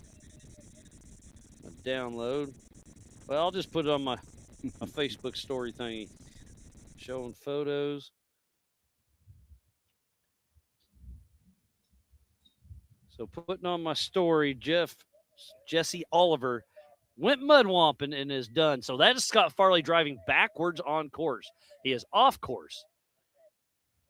And he must have, I would say that's transmission, right? I would guess. I mean, did his buddies already leave? I think so. Oh, they should have stayed.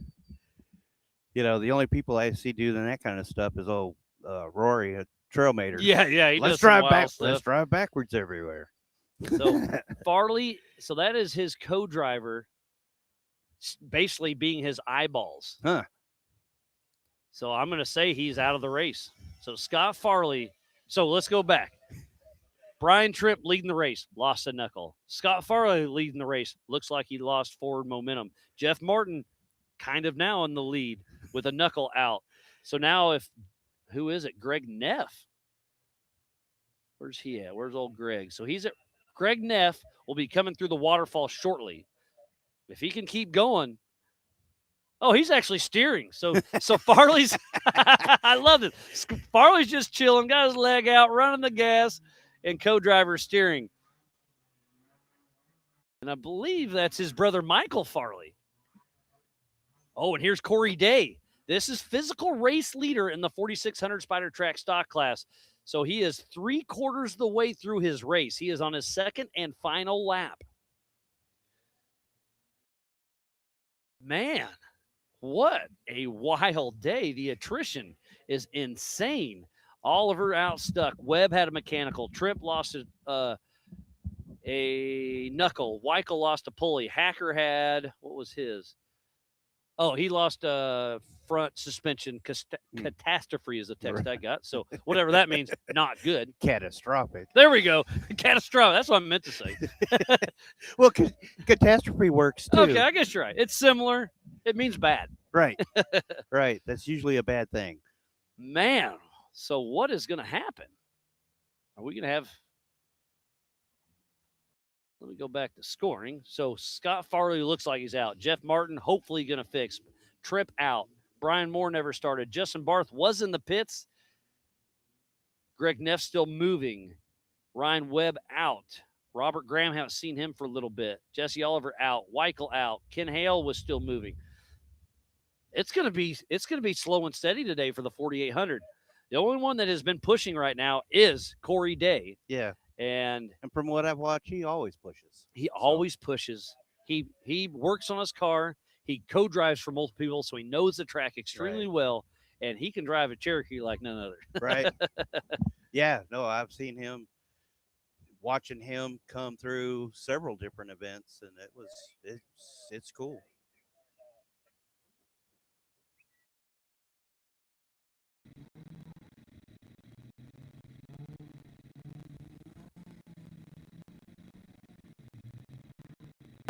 I was chatting with you, and I guess Jeremy was asking if Corey Day got a third lap, would he win the whole race?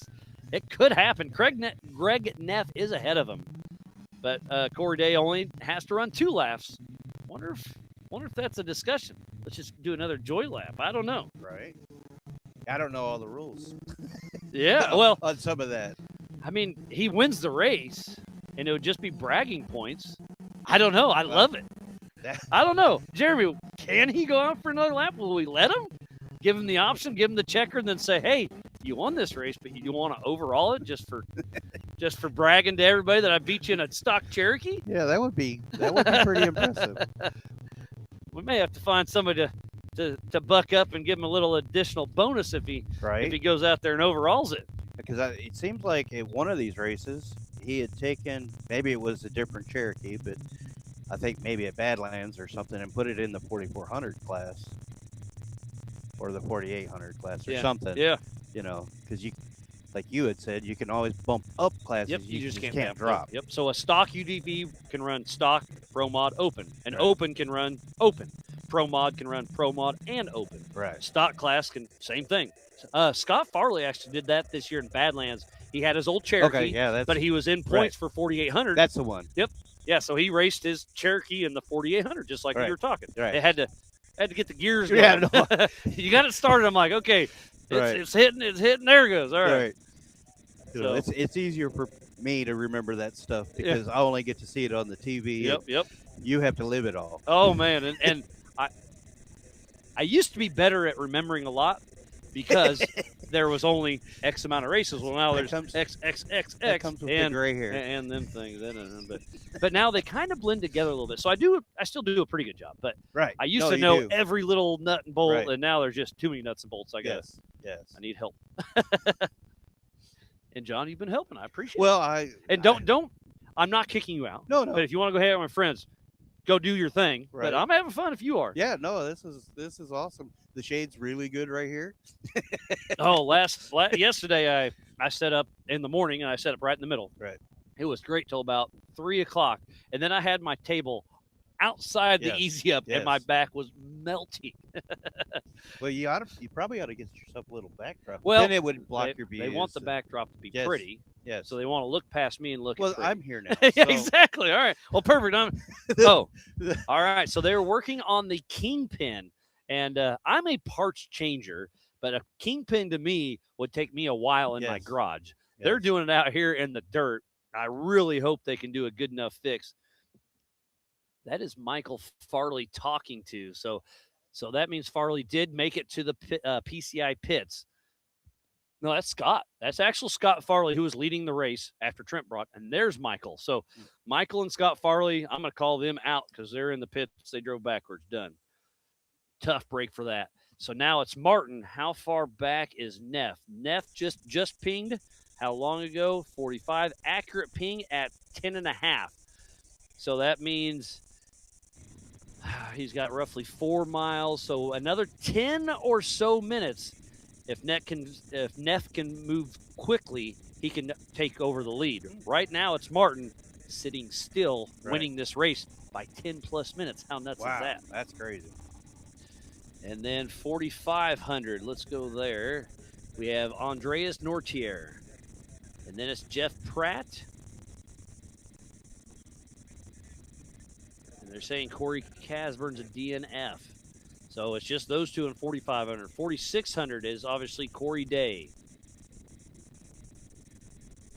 Matthew Denini, but we saw him having issues with a flat tire and brakes. And Roger King, haven't seen him moving for a bit. He was stopped over here earlier.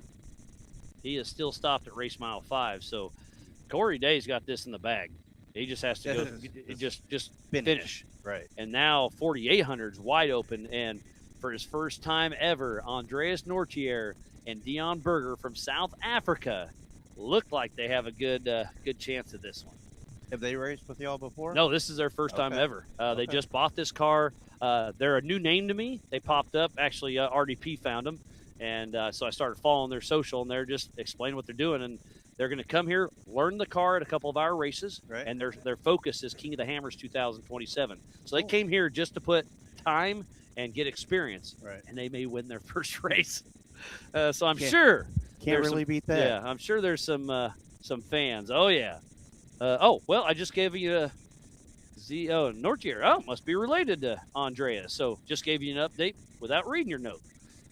Update on Brian Trimp. He was leading the race until he lost the complete knuckle off the left front of his car. Miller Richmond, sorry, buddy. Farley is broke and out of the race.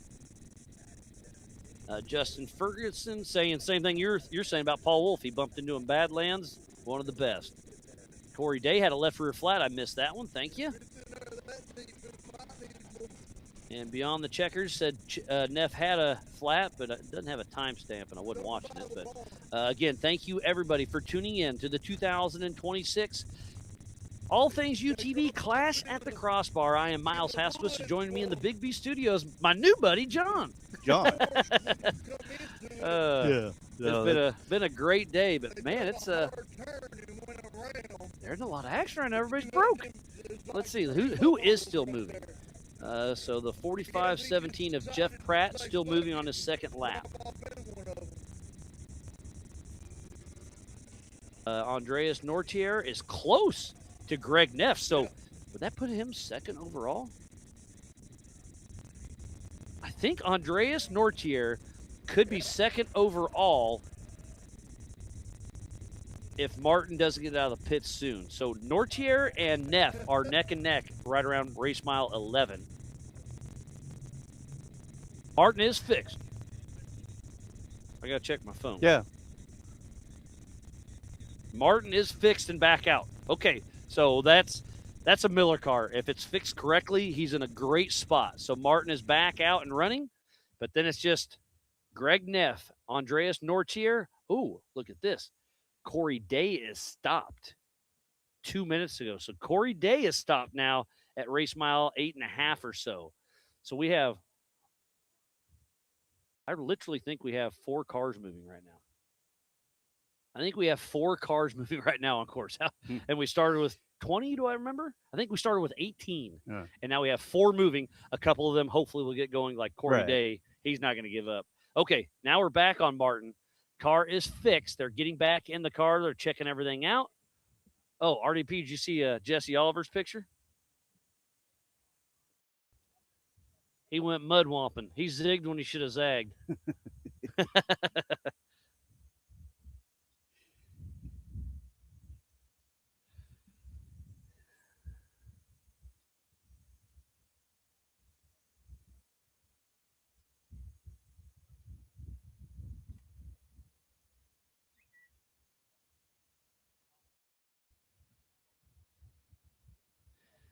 All right, so that is Ken Hale.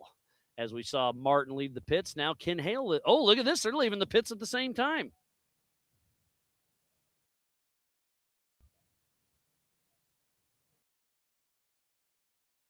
Oh, and Barth is back out. So PCI Hot Pits has been very busy, but that is our current and I guess new. Yeah, because Farley was leading until this exact second. So our new and physical race leader with a pretty good lead is Jeff Martin and Brant Irwin, number 1470. Out of Martinsville, Indiana with Martin Racing. And that Miller chassis. Ken Hale, I believe, is a lap down. Yes, he is a lap down. He was having mechanical issues earlier. But now they say Justin Barth is back moving as well.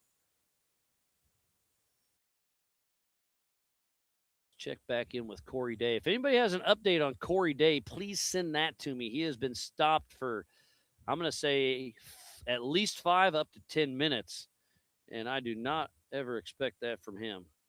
Oh, looks like Derek Summers is tuned in watching. Thanks for checking it out.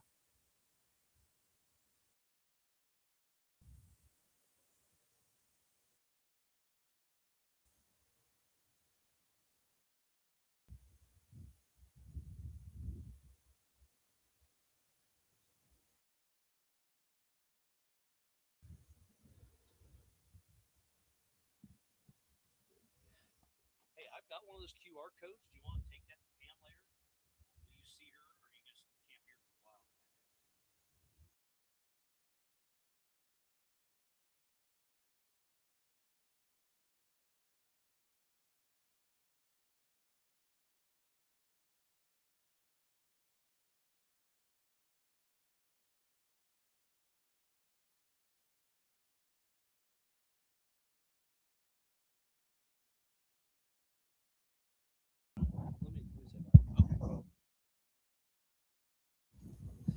All right, John. Well, it's been a great time. Thanks for coming over to the Big B studio, buddy. Thanks for having me. And, it was awesome. I love that you came here to spectate. You're having fun. You're meeting some of your heroes, turning them into buddies. and you may become a racer. I may Maybe. be able to talk about you. Maybe. Feel free to talk about me. Perfect. All right, John. Well, As long as- pleasure meeting you. Yes, sir. And great time. You got a great group. Enjoy the day, buddy. Right on. Thank you, All sir. righty. Thank you. Have a good one. Yep.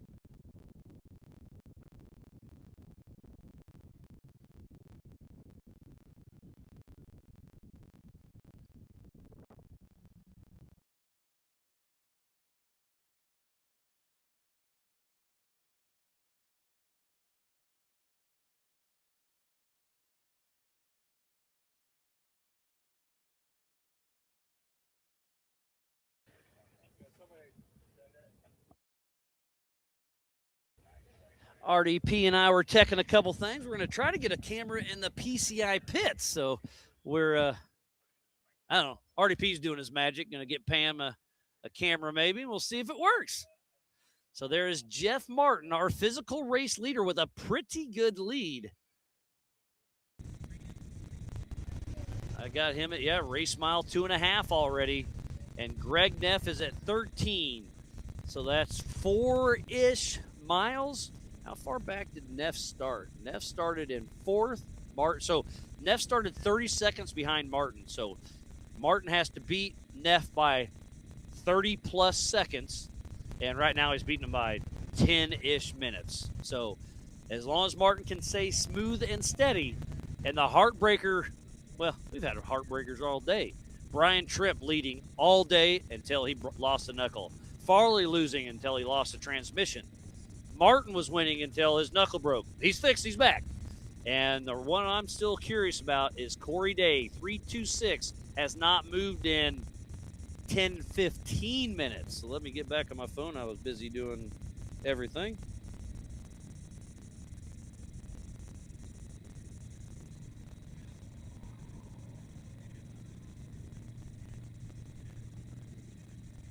Oh, Corey Day broken a battery mount, strapped back down and running. Thank you, Casey. Man, you know everything, buddy. So Corey Day broke a battery mount that we did tech. We did check that in tech. We looked at it because Sarah, we were looking for the battery, make sure it's strapped down right. And his wife brought the car through tech, and she didn't know where the battery was. So we found it. It was in working order. Now it's not, but now it's ratchet strapped in. And it's not a race car if it doesn't have duct tape, zip ties, ratchet straps. So I guess technically my Jeep's a race truck because it's got all that keeping it together. And it's got tech stickers. Good call. So that is Rob Graham, I believe. Are they up top? Where are they at? Up here?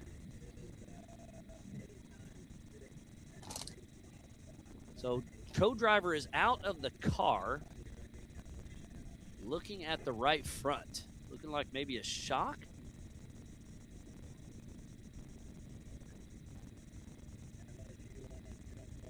So Rob Graham and his son Ty. No, Ty, I believe, raced yesterday and Rob ran with him. I believe this is West Ty. That's right.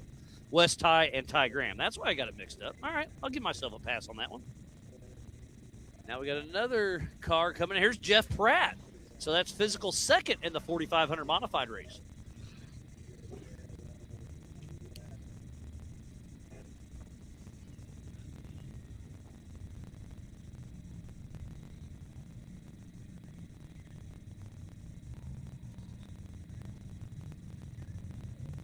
So now on the tracker, Casey is absolutely correct. Back and moving. Corey Day at race mile 9 on his second and final lap. They took off one at a time every 30 seconds. 18 cars took the green flag this morning, and we've only got about 6 moving right now. They took off one at a time every 30 seconds. The race is on adjusted time. Stock class running 2 laps. 45 and 48s running 3 laps. It is 15 miles per lap. And that is Jeff Pratt, number 2 in 45. Oh, Chris Medford just... So this is a Grand Prix finish. So Chris Medford just grabbed his white flag. If Corey Day would have beat him to the finish line, he would not have been able to go out for another lap. But he does. So that puts Chris Medford in a good spot. So if Corey Day, where is Matthew Denini? 46, 49. 46, 49. Matthew Denini is stopped at race mile 9.5. So, and Corey Day is at race mile 9. If Corey Day passes Denini, Denini will not be able to go out for another lap. So that'll make Medford second place. So if Corey Day crosses the finish line before Denini, Medford automatically gets second place. Wow. Pretty wild turn of events.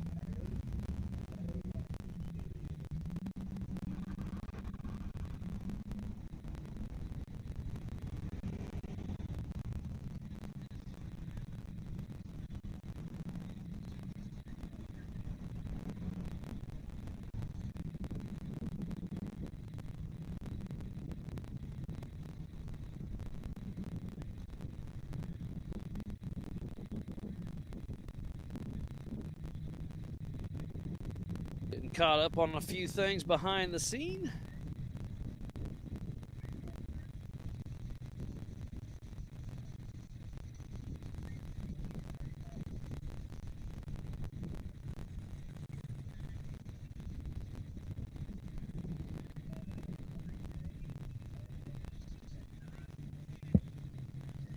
All right, just kind of getting caught up. I think we're in a smooth spot. Let me get back on racing tracks. So Corey Day, race mile 9.5. So he's about to pass Denini. We just saw Martin, so looks like we may be quiet for a little bit. So before they get to race mile 10.5 at the Warren Waterfall, we're going to step away from the action. Be right back after this. Oh, hold on. I almost threw it. We got a car and camera. Come on. What are you doing?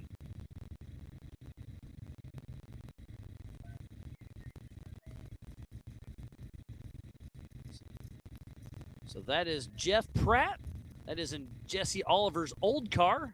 He started racing with us last year when Jesse brought that brand new, or built that brand new Miller Motorsports chassis. That is a mud truck now, apparently.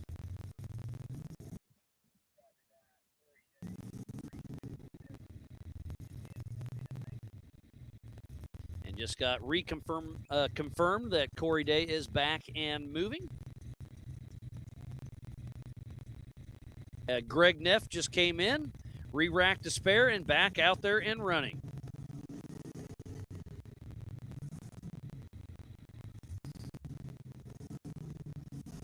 So thank you, Casey.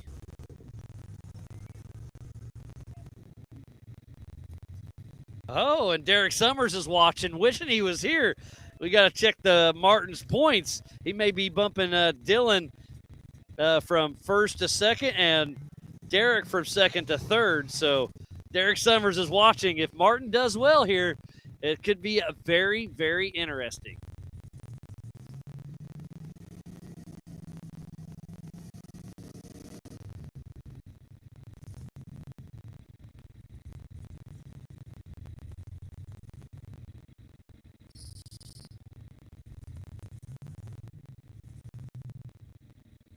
So in the Brannock Boulders right here, Jeff Pratt is struggle busing.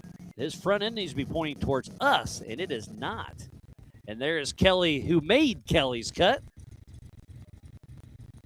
And again, there is no outside assistance, so he will have to winch unless he turns into a bottleneck. Then we will clear him, of course. So co-driver is out of the car spotting.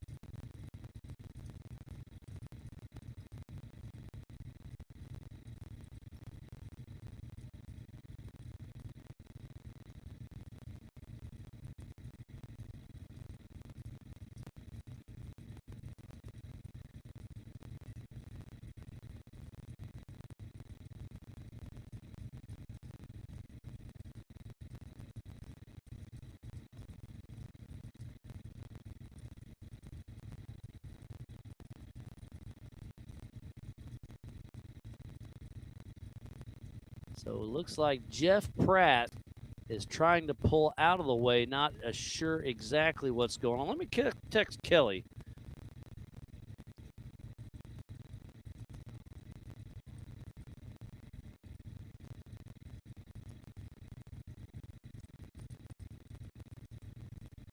And now Pam's texting me. Looks like the 48-18 of Brian Moore didn't start. Taking fuel.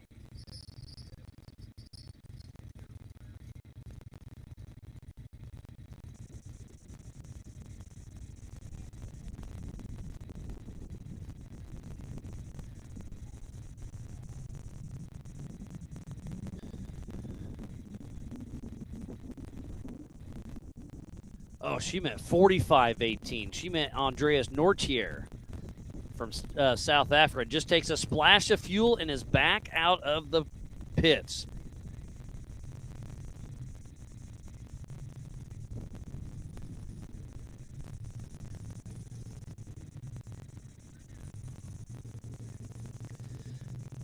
All right, so while we wait for some more action to come into camera, let's see. Yeah, looks like we I was wrong last time, but it looks like we do have a little break in the action. But this race is not over yet. The attrition keeps knocking these cars out. So when we come back, we'll figure out who's going to win this race. So grab a drink, grab a snack. We'll be right back after this. Over 25 years of off-road racing dominance. Proprietary patented race technology. Proudly made in the USA. Unparalleled customer service and support.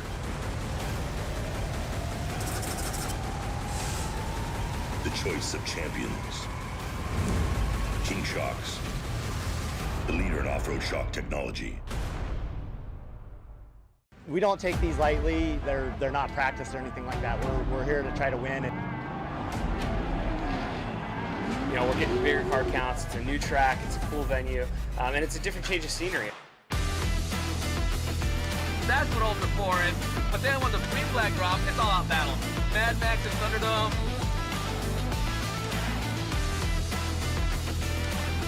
It's going to be tough. The competition is the best of the best. For me, it's just a place to go release some anger and have some fun with my kids, and it's like fist fighting in a goddamn race car. Before racing to me is a way to get out with friends. It's where we spend time together. It's where you get your blood pumping. I'm excited. I have a lot of confidence on where Ultra 4 is going to be.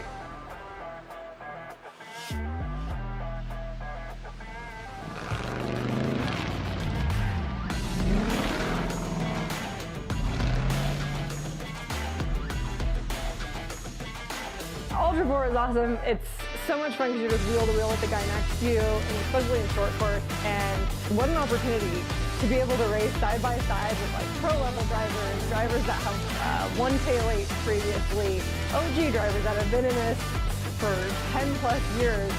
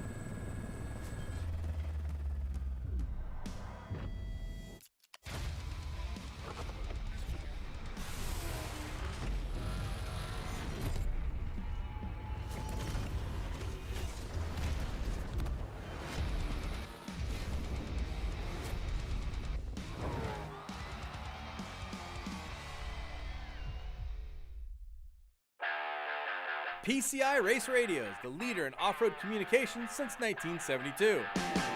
Our equipment was developed for racing in Baja, perfected for enjoying the weekend with family and friends.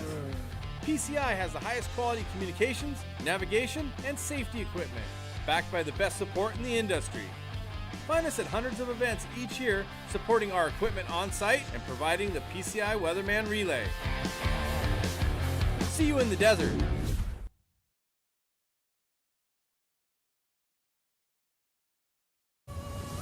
Tested and proven in some of the world's most rugged environments, the all-new Warn Xeon XD and XP line of vehicle recovery winches have arrived, redesigned from the ground up. Warn Xeon XD and XP represent the ultimate in performance and durability on the market today. You'll have the confidence to go farther, and most of all, go prepared.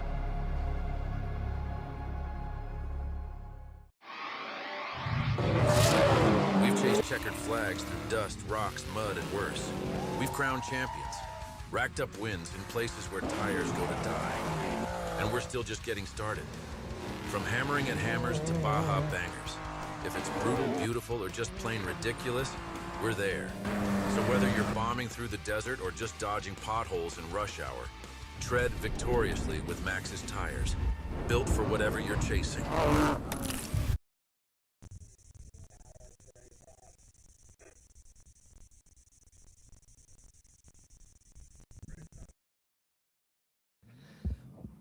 Perfect timing for the 2026 All Things UTV Clash at the Crossbar Ranch. Here's our physical leader, who is on his third and final lap. This is Jeff Martin and Brant Irwin, who just spent about 15 minutes in the PCI pits, but is back out here and winning this race. And I was just checking my phone, and I heard horsepower, so I couldn't, but Derek was texting me. Just looked, we really need Neff to start hauling the mail and come out. So they're rooting on Neff, because if Martin wins, he's going to bump Dylan and Derek down a notch in the national points. Again, go to the Ultra 4 USA website, and you can play with classes, national, east, west, and central. There's a lot, so it's not worth me explaining each individual series and class. But go on there, play with it. And I know that's what Derek's doing right now, playing with it, and he's watching. And he is bummed that they're not out here giving old Martin a run for his money. They came out to Montana for a Joker race, and now they're kicking themselves. They should have came out to both. But there is definitely strategy going on right now, and it is Jeff Martin out front.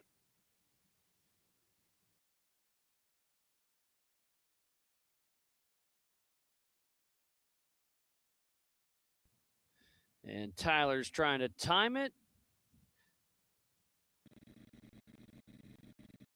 So he wants to fly. So I'm giving him an update on Martin's at 7.5 and Day is at 11. He wants to fly the finish for us as Jeff Martin comes up the Brannock Boulders here at Kelly's Cut. And whatever they did to that Kingpin, they fixed it, because he is moving.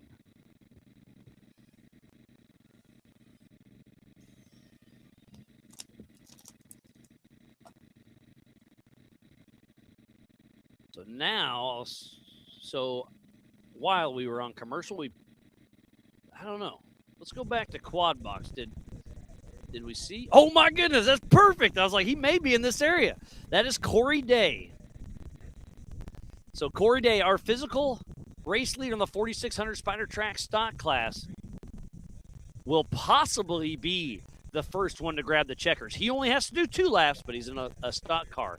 Martin is roughly 3 miles back behind him, so I think it's going to be pretty close. I think it's going to be within 5-ish minutes of Day grabbing the checkered flag in his class, and then Martin grabbing the checkered flag in his class. And now we got somebody behind me. Who's this? This is Justin Barth, who is a lap down, but is still moving. And remember, this is a Grand Prix finish. So once the checkered flag flies for Corey Day, stock class is done. It cannot go out for another lap. Once the flag flies for Jeff Martin, nobody else can go out for another lap. Since Day is doing less laps, we will leave it open for the cars that do more laps. But once Martin does, he's in a 3-lap race. Nobody else goes back out. And I just see a decent little pocket knife in the creek. I'll have to go inspect here in a little bit. So this is Justin Barth and Paul Geisenhagen, who must have swapped out a right front axle shaft and got back out there and running.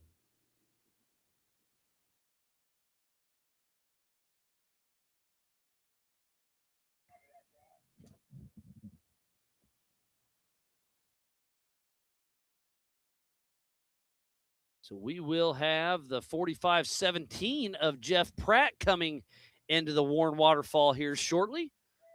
Where is Andreas? 45-18.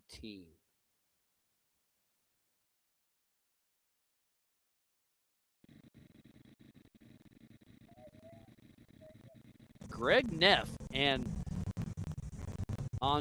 Andreas Nortier are on top of each other. Okay, Neff just pinged. That's why I couldn't see him. Neff was covering him. So Neff has gotten around Andreas Nortius, but they are in different classes. So that puts Andreas from South Africa 3rd overall, but 1st in class. Very, very impressive. And here comes Jeff Pratt and the Warren Waterfall. Perfect timing. Benji, you're doing a great job, buddy. Keep up the good work. And it's, what is it right now? It's warming up. It's 86, which compared to 96 feels pretty good. Yesterday was a blister. What's it going to be today as a high? I don't really check the weather anymore because it just is what it is. But it's going to be the same. So it's going to be rough this afternoon, and that's when we were fighting all those tech issues. But this morning, the live show has been running pretty good. So thanks to Take It Live behind the scenes, making it all happen. We plug and play. They make the magic happen. We got Jack flying down here at Race Mile 7 with me. We've got Tyler at the start-finish, PCI Pits, and the Prairie. And then we got the race line start-finish at Race Mile 0 and 15. Benji on the bottom left is at the Warren Waterfall at Race Mile 10.5. Top left is the Brannock Boulders at Kelly's Cut, just past me at basically Race Mile 7.7 or so, you could say. So we got some pretty good coverage. And then Pam, we just sent her a QR code. She's in the PCI Hot Pit, so we may be able to link her in. I don't know how the voodoo magic works. We'll see. So Chris back home, if you see a QR code come through, you may be able to implement her. I don't know how that works. If you tell me no, no problem. But we may have one out there.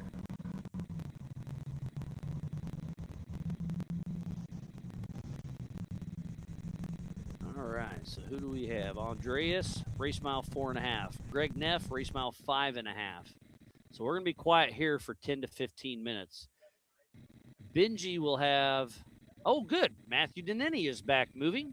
And then our race leader. So our next camera action will be Benji at the Warren Waterfall here shortly. So we'll just, that one. We'll just sit on here. We should have action here in the next 5 or 10 minutes. And then we'll come back to my spot here at the All Things UTV Rock Face. Oh, where's Corey Day? We may have to go. Uh-oh, did he already finish? No. Okay, good. Corey Day is at race mile 11. So we'll be able to see a couple cars come through the Warren Waterfall, and then we'll probably start focusing on start-finish. We'll see. It'll be either Waterfall, then start-finish, or Waterfall, rock face, start-finish. But that's where the action's going to be right now. And Tyler is locked and loaded and ready, but you still got another 10 minutes or so, buddy.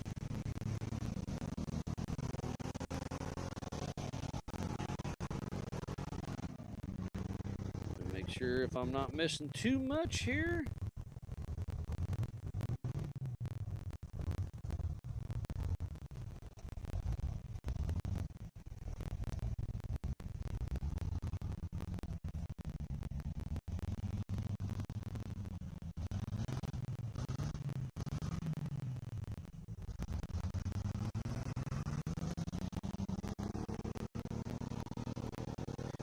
Getting some updates from my good buddy Casey Gilbert. He's been in the hot pits keeping me informed. Thank you, buddy. So we'll go over yesterday's racing. We qualified yesterday morning, and then we went straight into the Youth 1K, and it was Scott Farley, Brian Fulcher, and Mason Dowker. In the tire spine stock class, it was Scott Farley, Jeremy Blackburn, and Eric Gilbert. In the All Things UTV Open, it was Alan Burton, Nick Anderson, and Jay Shaw. In the G-Force Pro Modified, it was Phil Stratman, Adam Kennett, and Jay Shaw again. So Jay Shaw and Farley brothers both had a good day yesterday. Farley had a good day going until he didn't. What time is it? 10, almost 30. So we may actually get a little lunch break before we kick off with the kids. We will go live with the kids. We'll have the race line start finish and Tyler's drone for the Youth 170s right there at the Monster Energy Short Course. I missed the drivers meeting yesterday, so I need to get some info. I'll text that now on exactly what they're doing. I think the short course there's about 1 mile, so they'll probably do a 20-minute race or so. They'll do some practice, which will be qualifying, I assume. Let me ask. And then we'll go into the 4,400s right around 1 o'clock. So this race is not over. The action is fairly over, but the race isn't. So stay tuned in to figure out who wins. And then the 170s, show them some love. They're a lot of fun to watch. But if you have anything to do, make sure you're back by 1 p.m. We will not start early, and I doubt we start late. We'll see. It's off-road racing. Anything can happen. We still got a sweet course, but with the kids' race, should be no problem. I expect an accurate 1 o'clock start today. And Summers is saying Neff hasn't moved in a bit. Yeah, you're right. Andreas is on top of him, so not sure what's going on with Neff. And Brandon Goodwin's tuned in, watching and supporting everybody. Thanks for checking us out. Had a good time in Montana recently. And Tyler said he's ready. He's waiting for them to come in. What was I doing? I was texting one of these texts.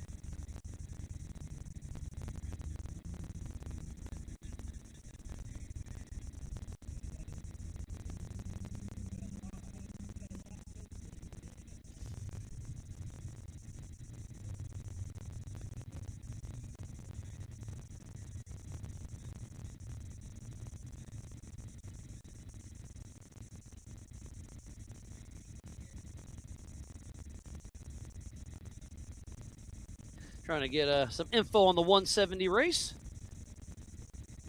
So we'll get that to you. But regardless, right around noon, we'll be sending the 170 kids out.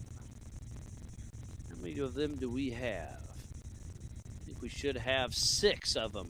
We have Kaylin Dowker, Brody Eustace, Cora Day, Weston Kelly, Levi Godfrey, and Alvin Stratman. We do have 3 different classes there, so I'll keep you honest once we get there. But the future of our sport is bright, the 170s. And then they switch over the Youth 1K ages. So 170s, I think, is 6 to 11, and then Youth 1K is 12 to 17. And then you go racing Ultra 4, which this is Ultra 4, but then you step it up.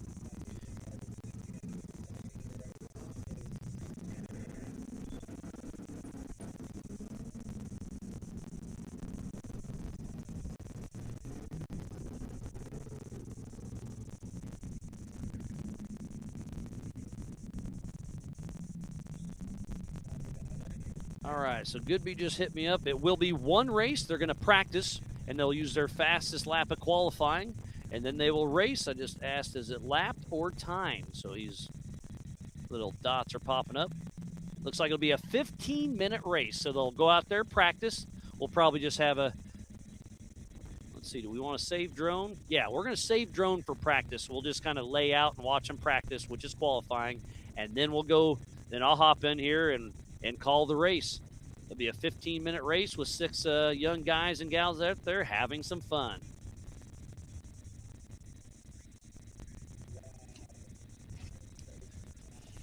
This coverage of Ultra 4 USA is presented by All Things UTV and is brought to you by our official sponsors: G-Force, Maxxis, All Things UTV, PCI Race Radios, Can-Am, Tire Spine, Pro Eagle, Brannick Motorsports, Rock Crawler Suspension, Spider Tracks, Metal Cloak, Factor 55, SimpleTire.com, NorCal Rock Racing, Monster Energy, Freight Factory, Raceline Wheels, Warren Racing, Holly, Off the Grid, and by Big B Motorsports. So please support who supports the sport. And we should have Jeff Martin right here anytime. So whether you're building a race car, a mall crawler, a tow rig, go check out all of our amazing marketing partners. And between races, don't forget to go see Roxy down at the main gate at the creek crossing. She's selling all the things. She's got hats, socks, shirts. I know everybody needs a hoodie and a beanie. She's got those also for Christmas presents. But every $50 you spend with Roxy, you get a raffle ticket. We'll be giving away a 10,000-pound Warren winch tonight during awards. You must be present to win. So go buy some cool swag from Roxy. Come up to awards, watch your heroes get their Creative House trophies, and maybe take home a Warren winch. And I'm still waiting. Martin should be here very soon. How far is Day? Day is at race mile 12 or so. We still got a little bit of time for the checkered flag flies. Oh, but why we wait? Oh, dang, can we go picture-in-picture with Drone 1 and the Warren Waterfall? Because that's our physical race leader at the Warren Waterfall. Let's get him through, and we'll switch to the Drone 1. We're good. So physical race leader, race mile 10.5 for his third and final time. Jeff Martin and Brant Irwin are through, and now we switch it. Man, Take It Live, you guys are on it. Thank you. I know a lot of fans are excited right now. Andreas Nortier from South Africa. I guess I would put him second overall. And first in... Nope, that was Greg Neff. I apologize. That is Greg Neff. It was a brown car. So that is Greg Neff, second in class and second overall. So there's literally right at 3 miles splitting everybody. So where's Andreas? I thought that was going to be him. Andreas is not too far back. So we will have him come through here in a minute. It looks like we only have Andreas, Greg Neff, obviously Jeff Martin, Jeff Pratt, Matthew Danini, and Corey Day moving. And we haven't had a tracker for Justin Barth all day.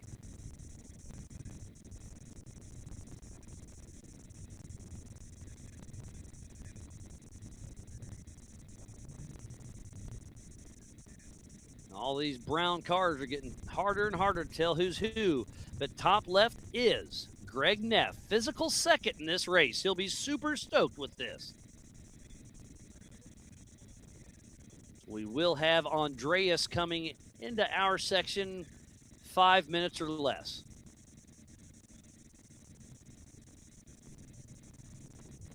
Got one ear pulled off, listening for some horsepower.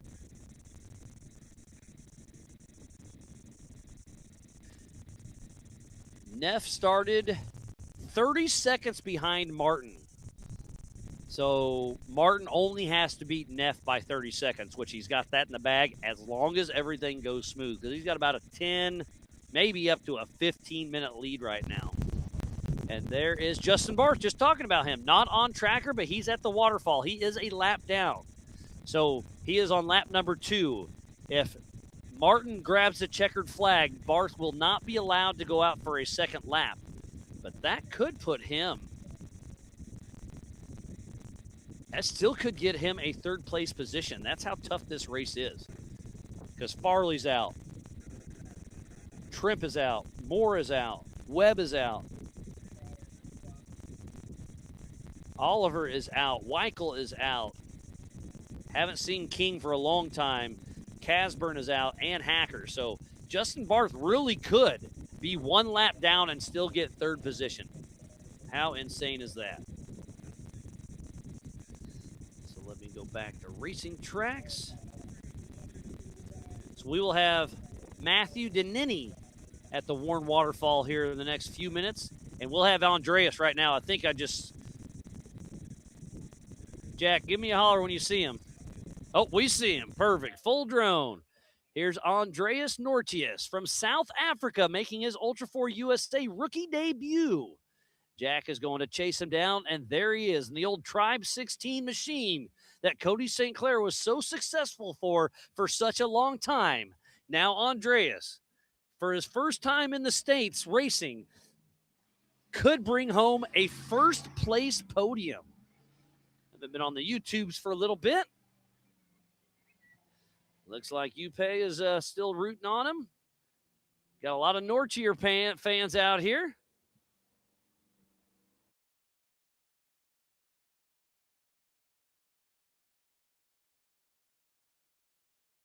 So I'm pretty sure Andreas Nortius will be third overall, but first in class. Let me switch screens to make sure I'm thinking correctly.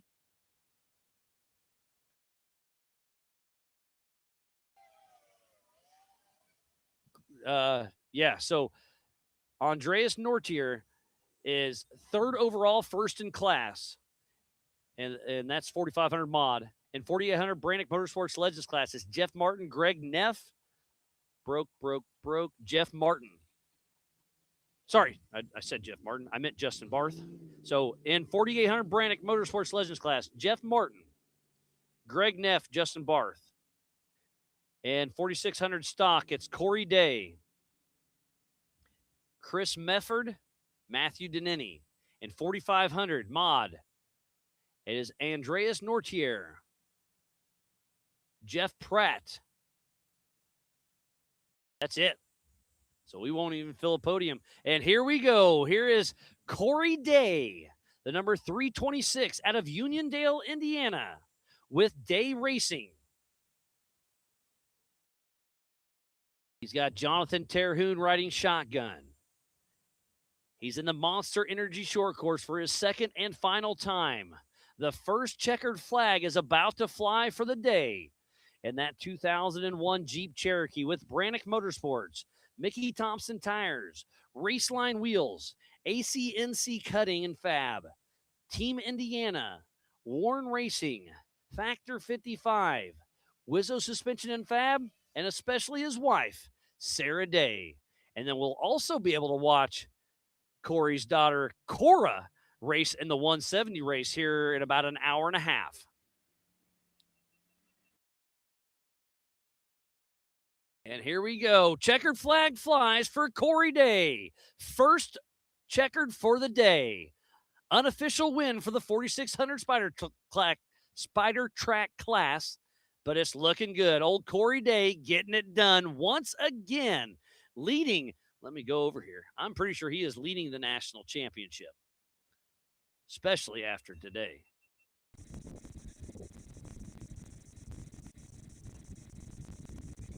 Yes, that puts him in the lead for national championship right there by about 50 points over John Williams.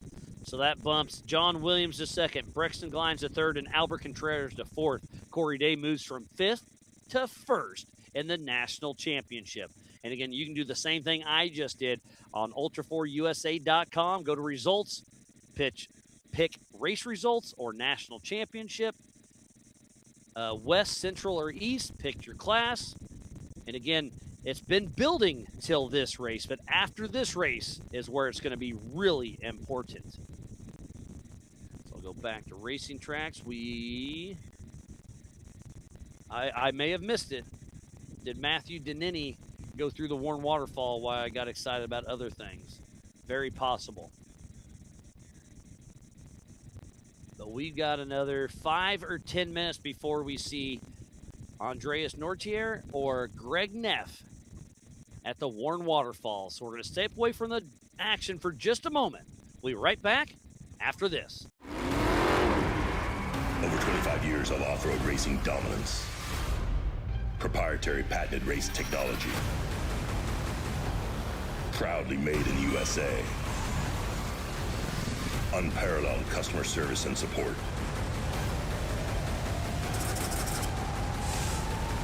The choice of champions. King Shocks. The leader in off-road shock technology. We don't take these lightly. They're not practiced or anything like that. We're here to try to win. You know, we're getting bigger car counts. It's a new track. It's a cool venue, and it's a different change of scenery. That's what Ultra 4 is. But then when the green flag drops, it's all out battle. Mad Max and Thunderdome.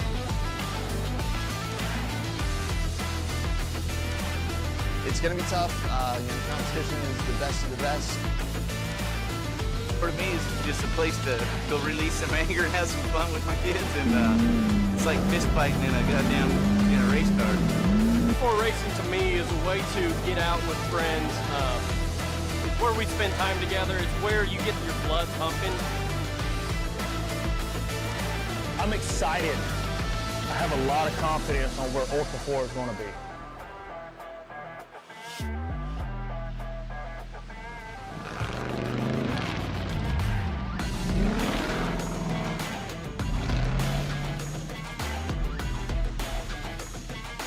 Ultra 4 is awesome. It's so much fun because you're just wheel to wheel with the guy next to you, and especially in short course. And what an opportunity to be able to race side by side with like pro level drivers that have won tail 8 previously, OG drivers that have been in this for 10 plus years.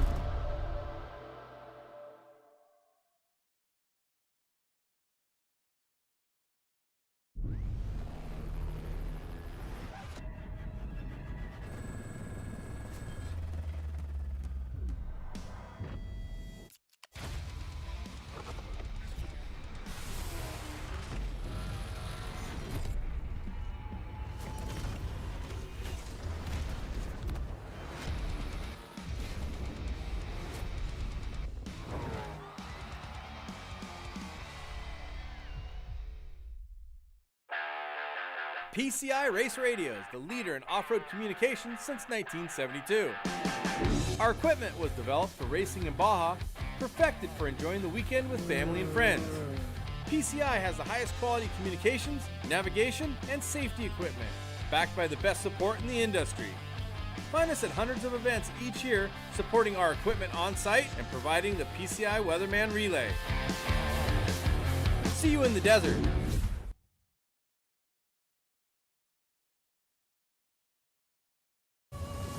Tested and proven in some of the world's most rugged environments, the all-new Warren Xeon XD and XP line of vehicle recovery winches have arrived, redesigned from the ground up. Warren Xeon XD and XP represent the ultimate in performance and durability on the market today. You'll have the confidence to go farther, and most of all, go prepared.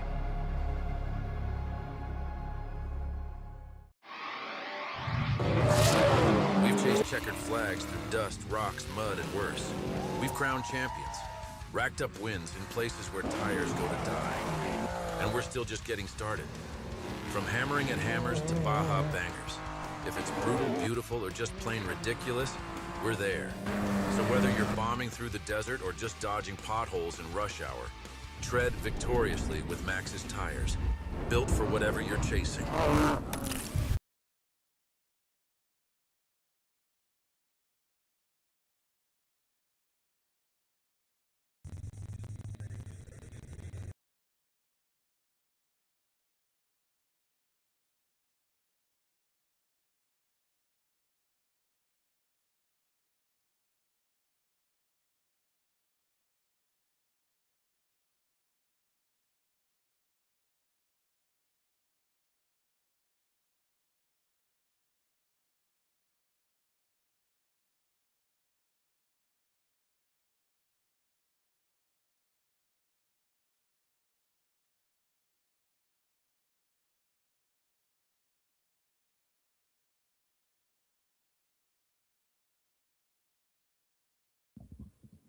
We are back for the 2026 All Things UTV Clash at the Crossbar Off-Road Ranch. And this is Jeff Martin, physical first in the 4800 Brannick Motorsports Legends class. Corey Day grabbed the checkered flag in the 4600 Spider Track stock class, but he only did 2 laps, not taking anything away from him. Jeff Martin battled all day long and was in the PCI hot pits for over 10, probably up to 15 minutes fixing a kingpin. Obviously, the team jumped in and got it fixed. So this is the Monster Energy short course. 2 more turns to go, a little floater jump, and the checkered flag will be out and flying for Jeff Martin. And now our new leader in the national. So this, I'm telling you, this race was important for Corey Day and Jeff Martin for national points. I think we have new leaders in stock class and 4,800. RDP built a new website I get to play with. You can do the same thing at home. And there it is. The flag flies for the 1470 of Jeff Martin and Brant Irwin out of Martinsville, Indiana, with Martin Racing and that Miller Motorsports Pro chassis with an LS7 with over 750 horsepower, Mickey Thompson tires, K-Man suspension, Method race wheels, Brannick Motorsports. Congratulations, Jeff Martin and Corey Day, our 2 winners in those classes. So next, it could be Matthew Denini, lap down, but could be a finisher. And then it's Andreas Nortius. And then Greg Neff. They'll be at the Warren Waterfall here in the next 5 or 10 minutes. And then we're basically, let me scroll back. Oh, we still have Jeff Pratt and Ken Hale, who are also laps down, but still moving. I still see Jesse Oliver on course. That's because he's stuck in a mud hole.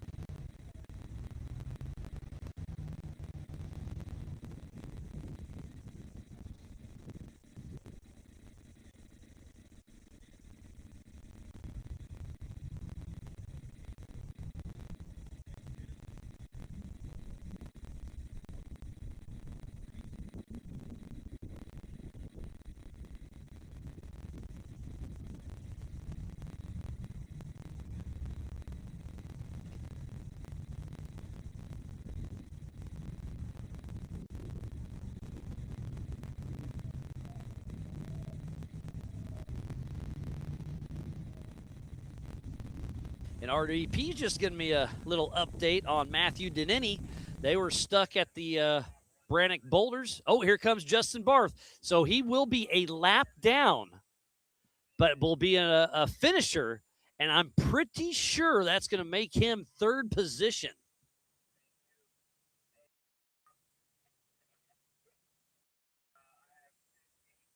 Kind of looking through. 2, 3. Yes, once he grabs the checkered flag, that's going to make Justin Barth unofficial 3rd position in the 4800 Brannick Motorsports Legends class. And I was just getting caught up, sorry. It was Matthew Denini that was broke down at the Brannick Boulders here at Kelly's Cut. And they were about to call it quits because it's a 6-cylinder, and they only had about 4 running. And they were chatting. They were going to give up. And RDP said, there's only a handful of them running. They said, heck with it. Flat tire, missing brakes, missing spark plug wires. They're pushing. Let me scroll back. That still could get them a podium position. I think Chris Mefford is still in second. Yeah. So even though they haven't finished, it is going to be Corey Day 1 unofficial, Chris Mefford 2 unofficial, and Matthew Deneni, as long as he finishes, he'll get third spot. As we just saw, Justin Barth, number 417, out of Springfield, Missouri, with Paul Geisenhagen, riding shotgun with Barth Racing in his Jimmy's 4x4 chassis. Mass Motorsports LS7, Raceline Wheels, Warren Racing, and G-Force unofficial third position in the 4800 Brannick Motorsports Legends class.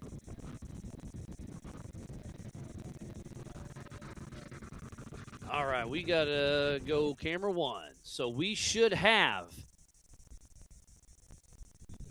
Andreas Nortier coming through here any moment. And then not too far behind him is Greg Neff. So that could put Andreas second overall. When's Tracker's update? At 34, long time ago. So Greg Neff may have already been through this spot. I was chatting. We should have Andreas coming into shot any moment. How accurate is his 45? So Andreas Tracker's accurate. Greg Neff is 10 minutes old. So we'll see. We'll wait and see. And it looks like we'll actually have time to shut down, take a little bit of a break, and we'll be back around noon for the Youth 170s. And then we'll take another quick break and kick off the 4400s.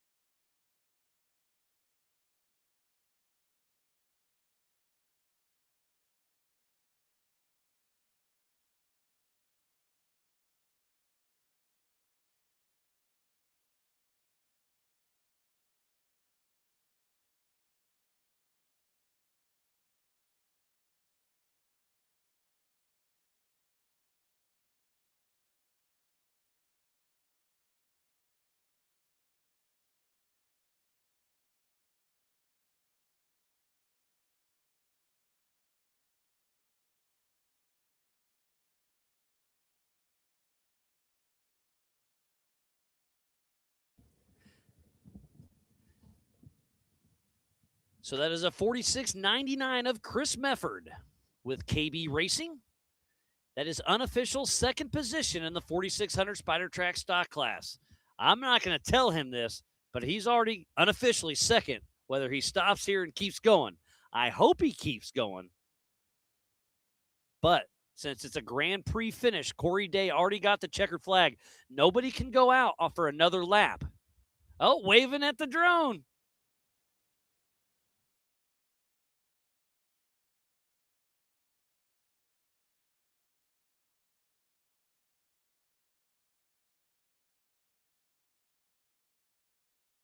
So waving to the crowd back home is unofficial second of Chris Mefford and J.D. Tilley for their first ever race with us Ultra 4. And it looks like they may be calling it. Oh, yeah. He's got the helmet off, the hat on. So he can got a left front flat. That's probably why. Looks like they got a spare, but they're evaluating their situation.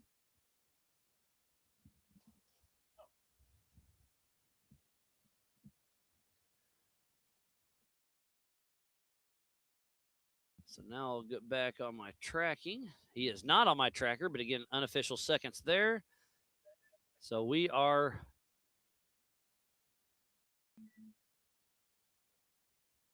basically not many more people are moving.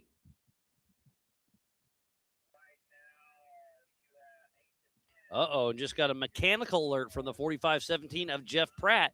And I was looking at he has stopped at race mile 4.1. And then Ken Hale moving at 1.2 miles an hour. So he is limping. Chris Mefford.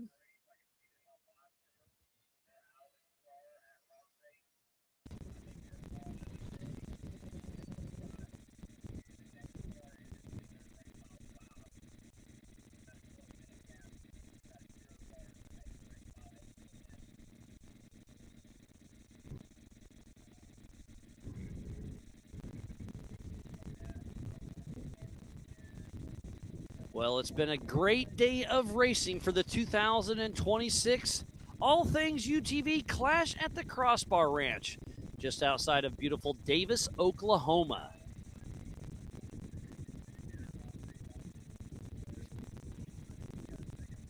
Well, this is the EMC race. The Everyman Challenge, the 4600 Spider Track stock class, the 4500 modifieds, and the 4800 Brannick Motorsports Legends class.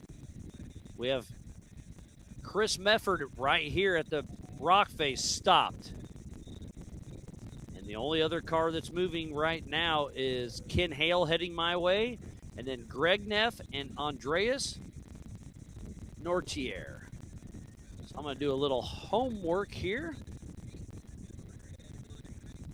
This coverage of Ultra 4 USA is presented by All Things UTV and is brought to you by our official sponsors: G-Force, Maxxis Tires, All Things UTV, PCI Race Radios, Can-Am, Tire Spine, Pro Eagle, Brannick Motorsports, Rock Crawler Suspension, Spider Tracks, Metal Cloak, Factor 55, SimpleTire.com, Monster Energy, Freight Factory, Raceline Wheels, Warren Racing, Holly, Off the Grid, and by Big B Motorsports.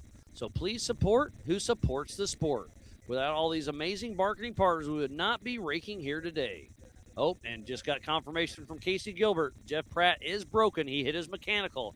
So it sounds like he is out of the race now. So I'm going to do a little homework. I'm going to lay out. We're going to step away from the action and get this race wrapped up here in just a few moments. Over 25 years of off-road racing dominance. Proprietary patented race technology. Proudly made in the USA. Unparalleled customer service and support.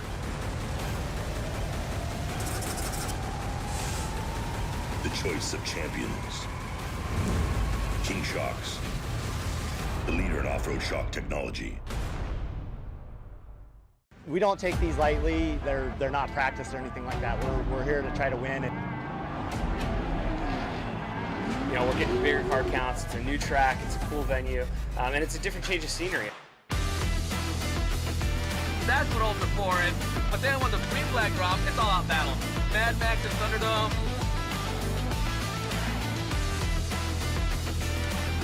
it's going to be tough. The competition is the best of the best. For me, it's just a place to go release some anger and have some fun with my kids, and it's like fist fighting in a goddamn race car. Before racing to me is a way to get out with friends. It's where we spend time together. It's where you get your blood pumping. I'm excited. I have a lot of confidence on where Ultra 4 is going to be.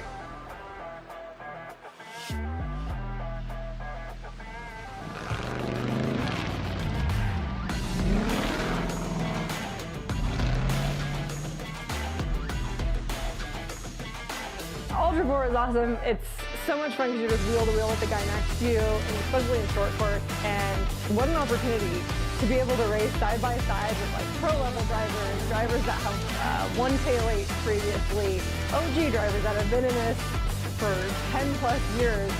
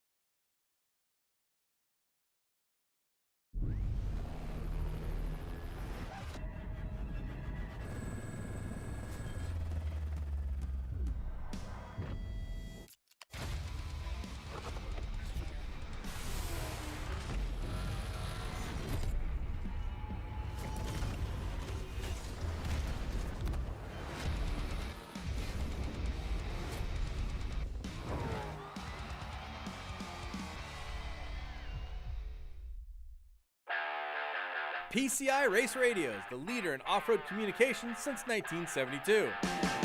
Our equipment was developed for racing in Baja, perfected for enjoying the weekend with family and friends.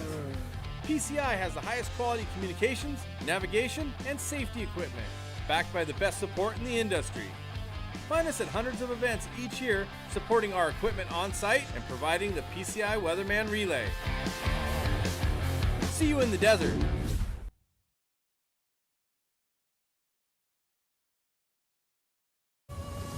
Tested and proven in some of the world's most rugged environments, the all-new Warn Xeon XD and XP line of vehicle recovery winches have arrived, redesigned from the ground up.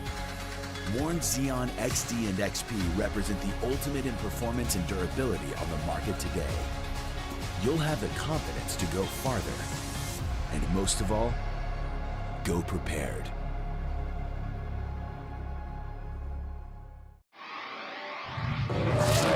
We've chased checkered flags through dust, rocks, mud, and worse. We've crowned champions, racked up wins in places where tires go to die. And we're still just getting started. From hammering at hammers to Baja bangers. If it's brutal, beautiful, or just plain ridiculous, we're there. So whether you're bombing through the desert or just dodging potholes in rush hour, tread victoriously with Maxxis tires, built for whatever you're chasing.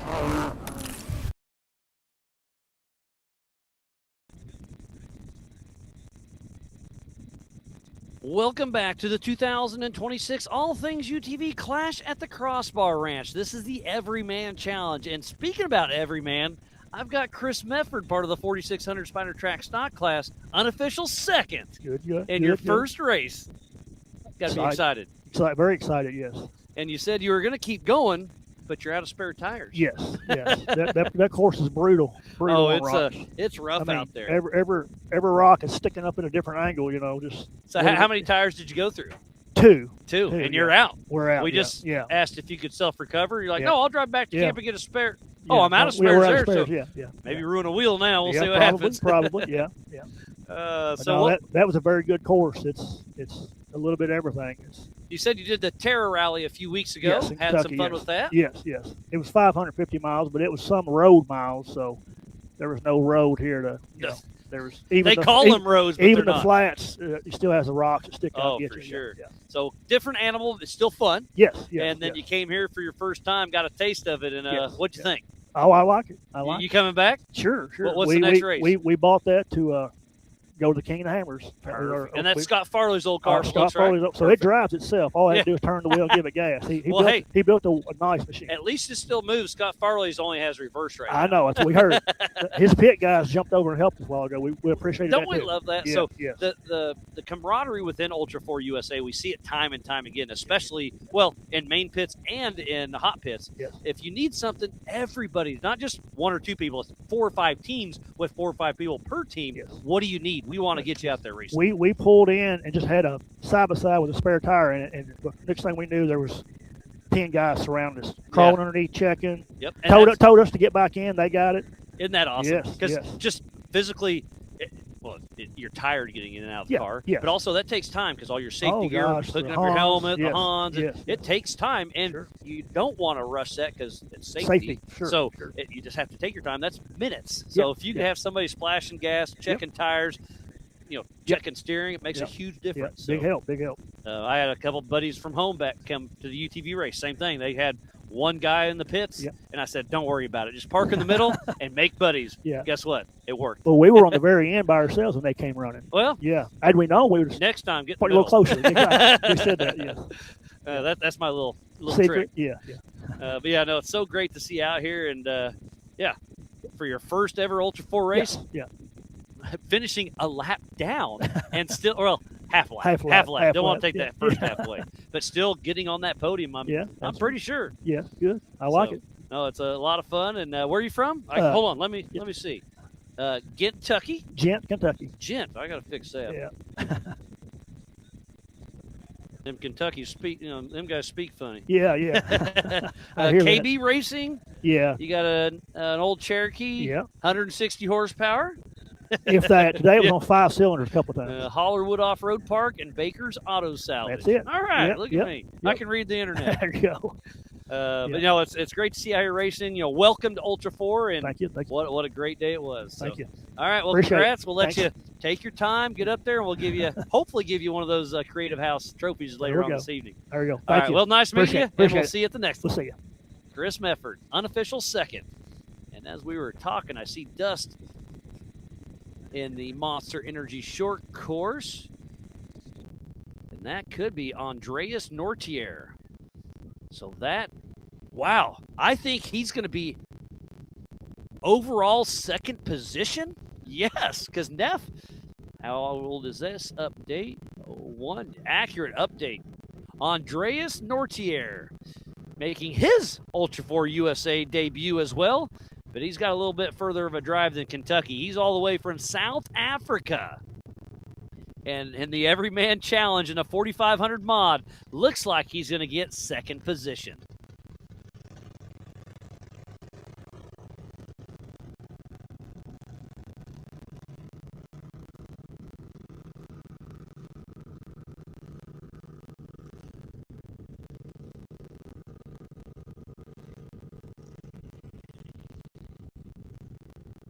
So I'm clicking over to timing.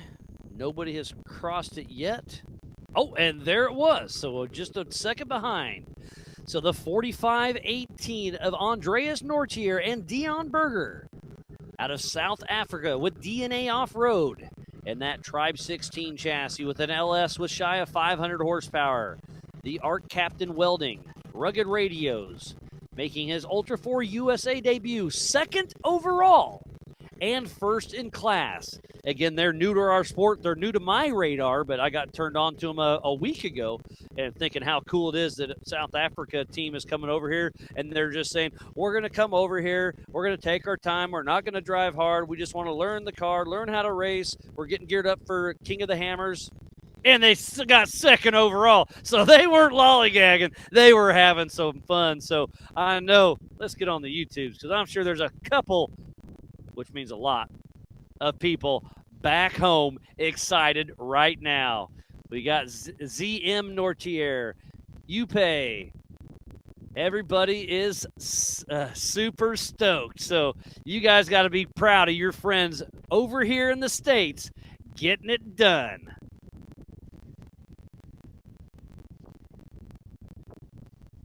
Then I saw another car. I assume that's going to be Greg Neff, or that could be Chris. I almost said Chris Manili. I am correct. That is Matthew Denini, right? There we go.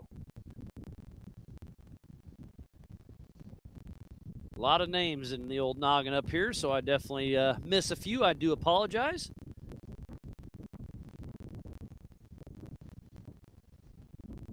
But what a great day of racing it has been.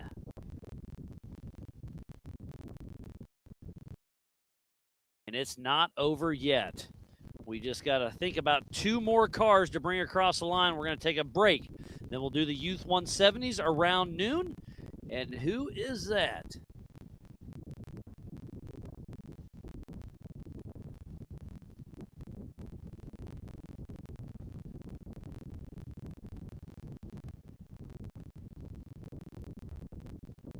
May have been Justin Barth. That probably was Justin Barth because he hasn't been on my tracker all day long. So that's going to put Justin Barth, unofficial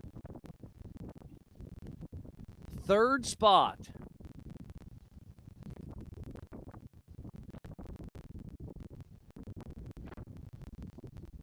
Trying to find him on here.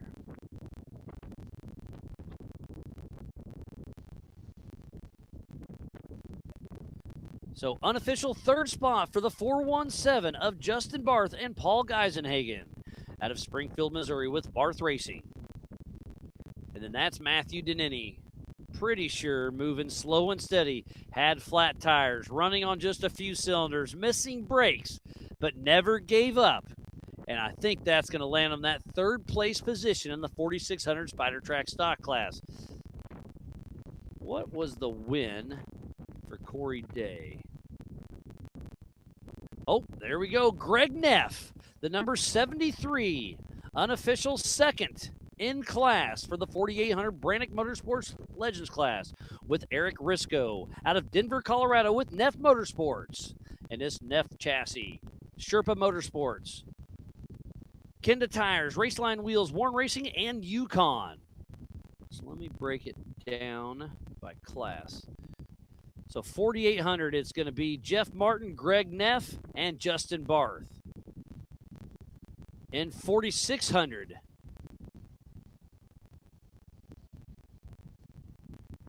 it's going to be Corey Day, Chris Mefford, and Matthew Denini. And Corey Day is the only stock competitor to finish the entire race. And he actually said that. He's like, this is a tough course. He's like, I'm not sure if a lot of 4,600 cars will finish. Well, he did. Nobody else did. But unofficial 1st, Corey Day, Chris Mefford, and Matthew Denini. Then we'll go to 4,500, and it'll be the only finisher and 2nd overall is Andreas Nortier. And then it'll be Jeff Pratt. That is it.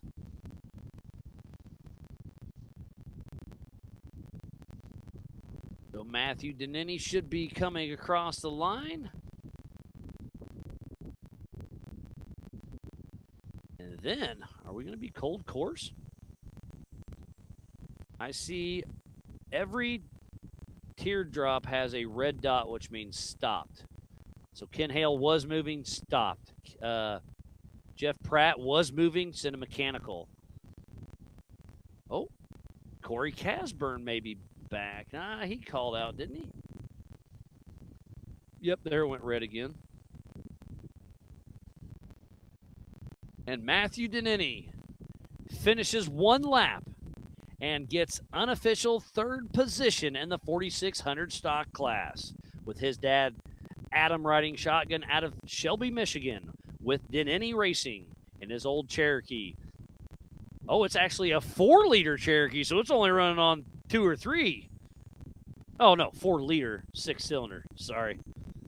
And he just wants to thank his mom and dad for making this dream come true. So it looks like basically we're done for this race. The Everman Challenge is wrapped up. So thank you, everybody, for tuning in to the 2026 Clash at the Crossbar Ranch, just outside of Davis, Oklahoma. We'll be back right around noon for the Youth 170s. Take another little break, and the main event, 1 p.m. sharp. So make sure you get your plans squared away, get your snacks set, the cooler's filled. We'll be back with more racing action. Over 25 years of off-road racing dominance. Proprietary patented race technology. Proudly made in the USA. Unparalleled customer service and support.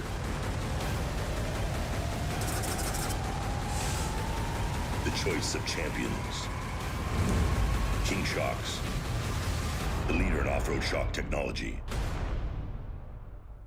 We don't take these lightly. They're not practiced or anything like that. We're here to try to win. You know, we're getting bigger car counts. It's a new track. It's a cool venue, and it's a different change of scenery. That's what Ultra 4 is. But then when the green flag drops, it's all out battle. Mad Max and Thunderdome.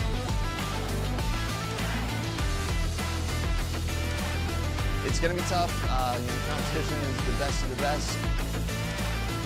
For me, it's just a place to go release some anger and have some fun with my kids, and it's like fist fighting in a goddamn race car.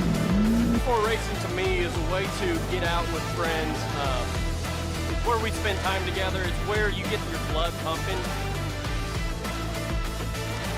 I'm excited. I have a lot of confidence on where Ultra 4 is going to be.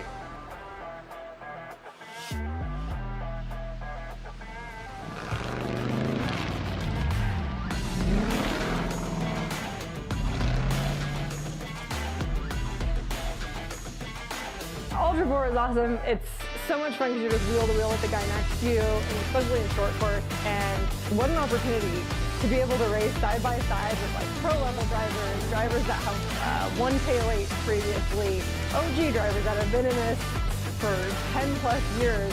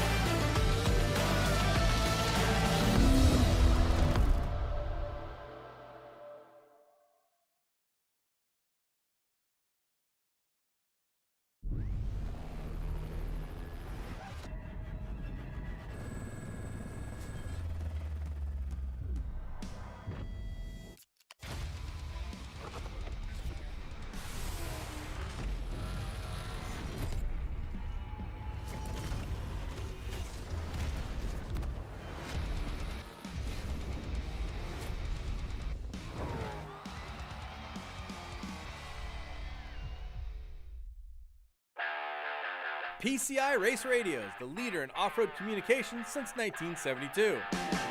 Our equipment was developed for racing in Baja, perfected for enjoying the weekend with family and friends. PCI has the highest quality communications, navigation, and safety equipment, backed by the best support in the industry. Find us at hundreds of events each year, supporting our equipment on site and providing the PCI Weatherman Relay. See you in the desert.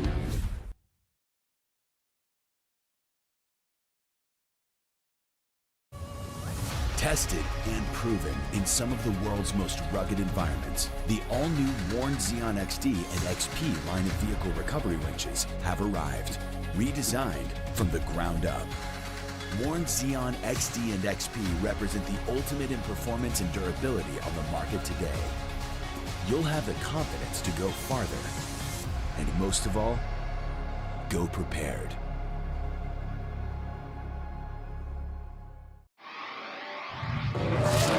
We've chased checkered flags through dust, rocks, mud, and worse. We've crowned champions, racked up wins in places where tires go to die. And we're still just getting started. From hammering at hammers to Baja bangers. If it's brutal, beautiful, or just plain ridiculous, we're there. So whether you're bombing through the desert or just dodging potholes in rush hour, Tread victoriously with Max's tires, built for whatever you're chasing.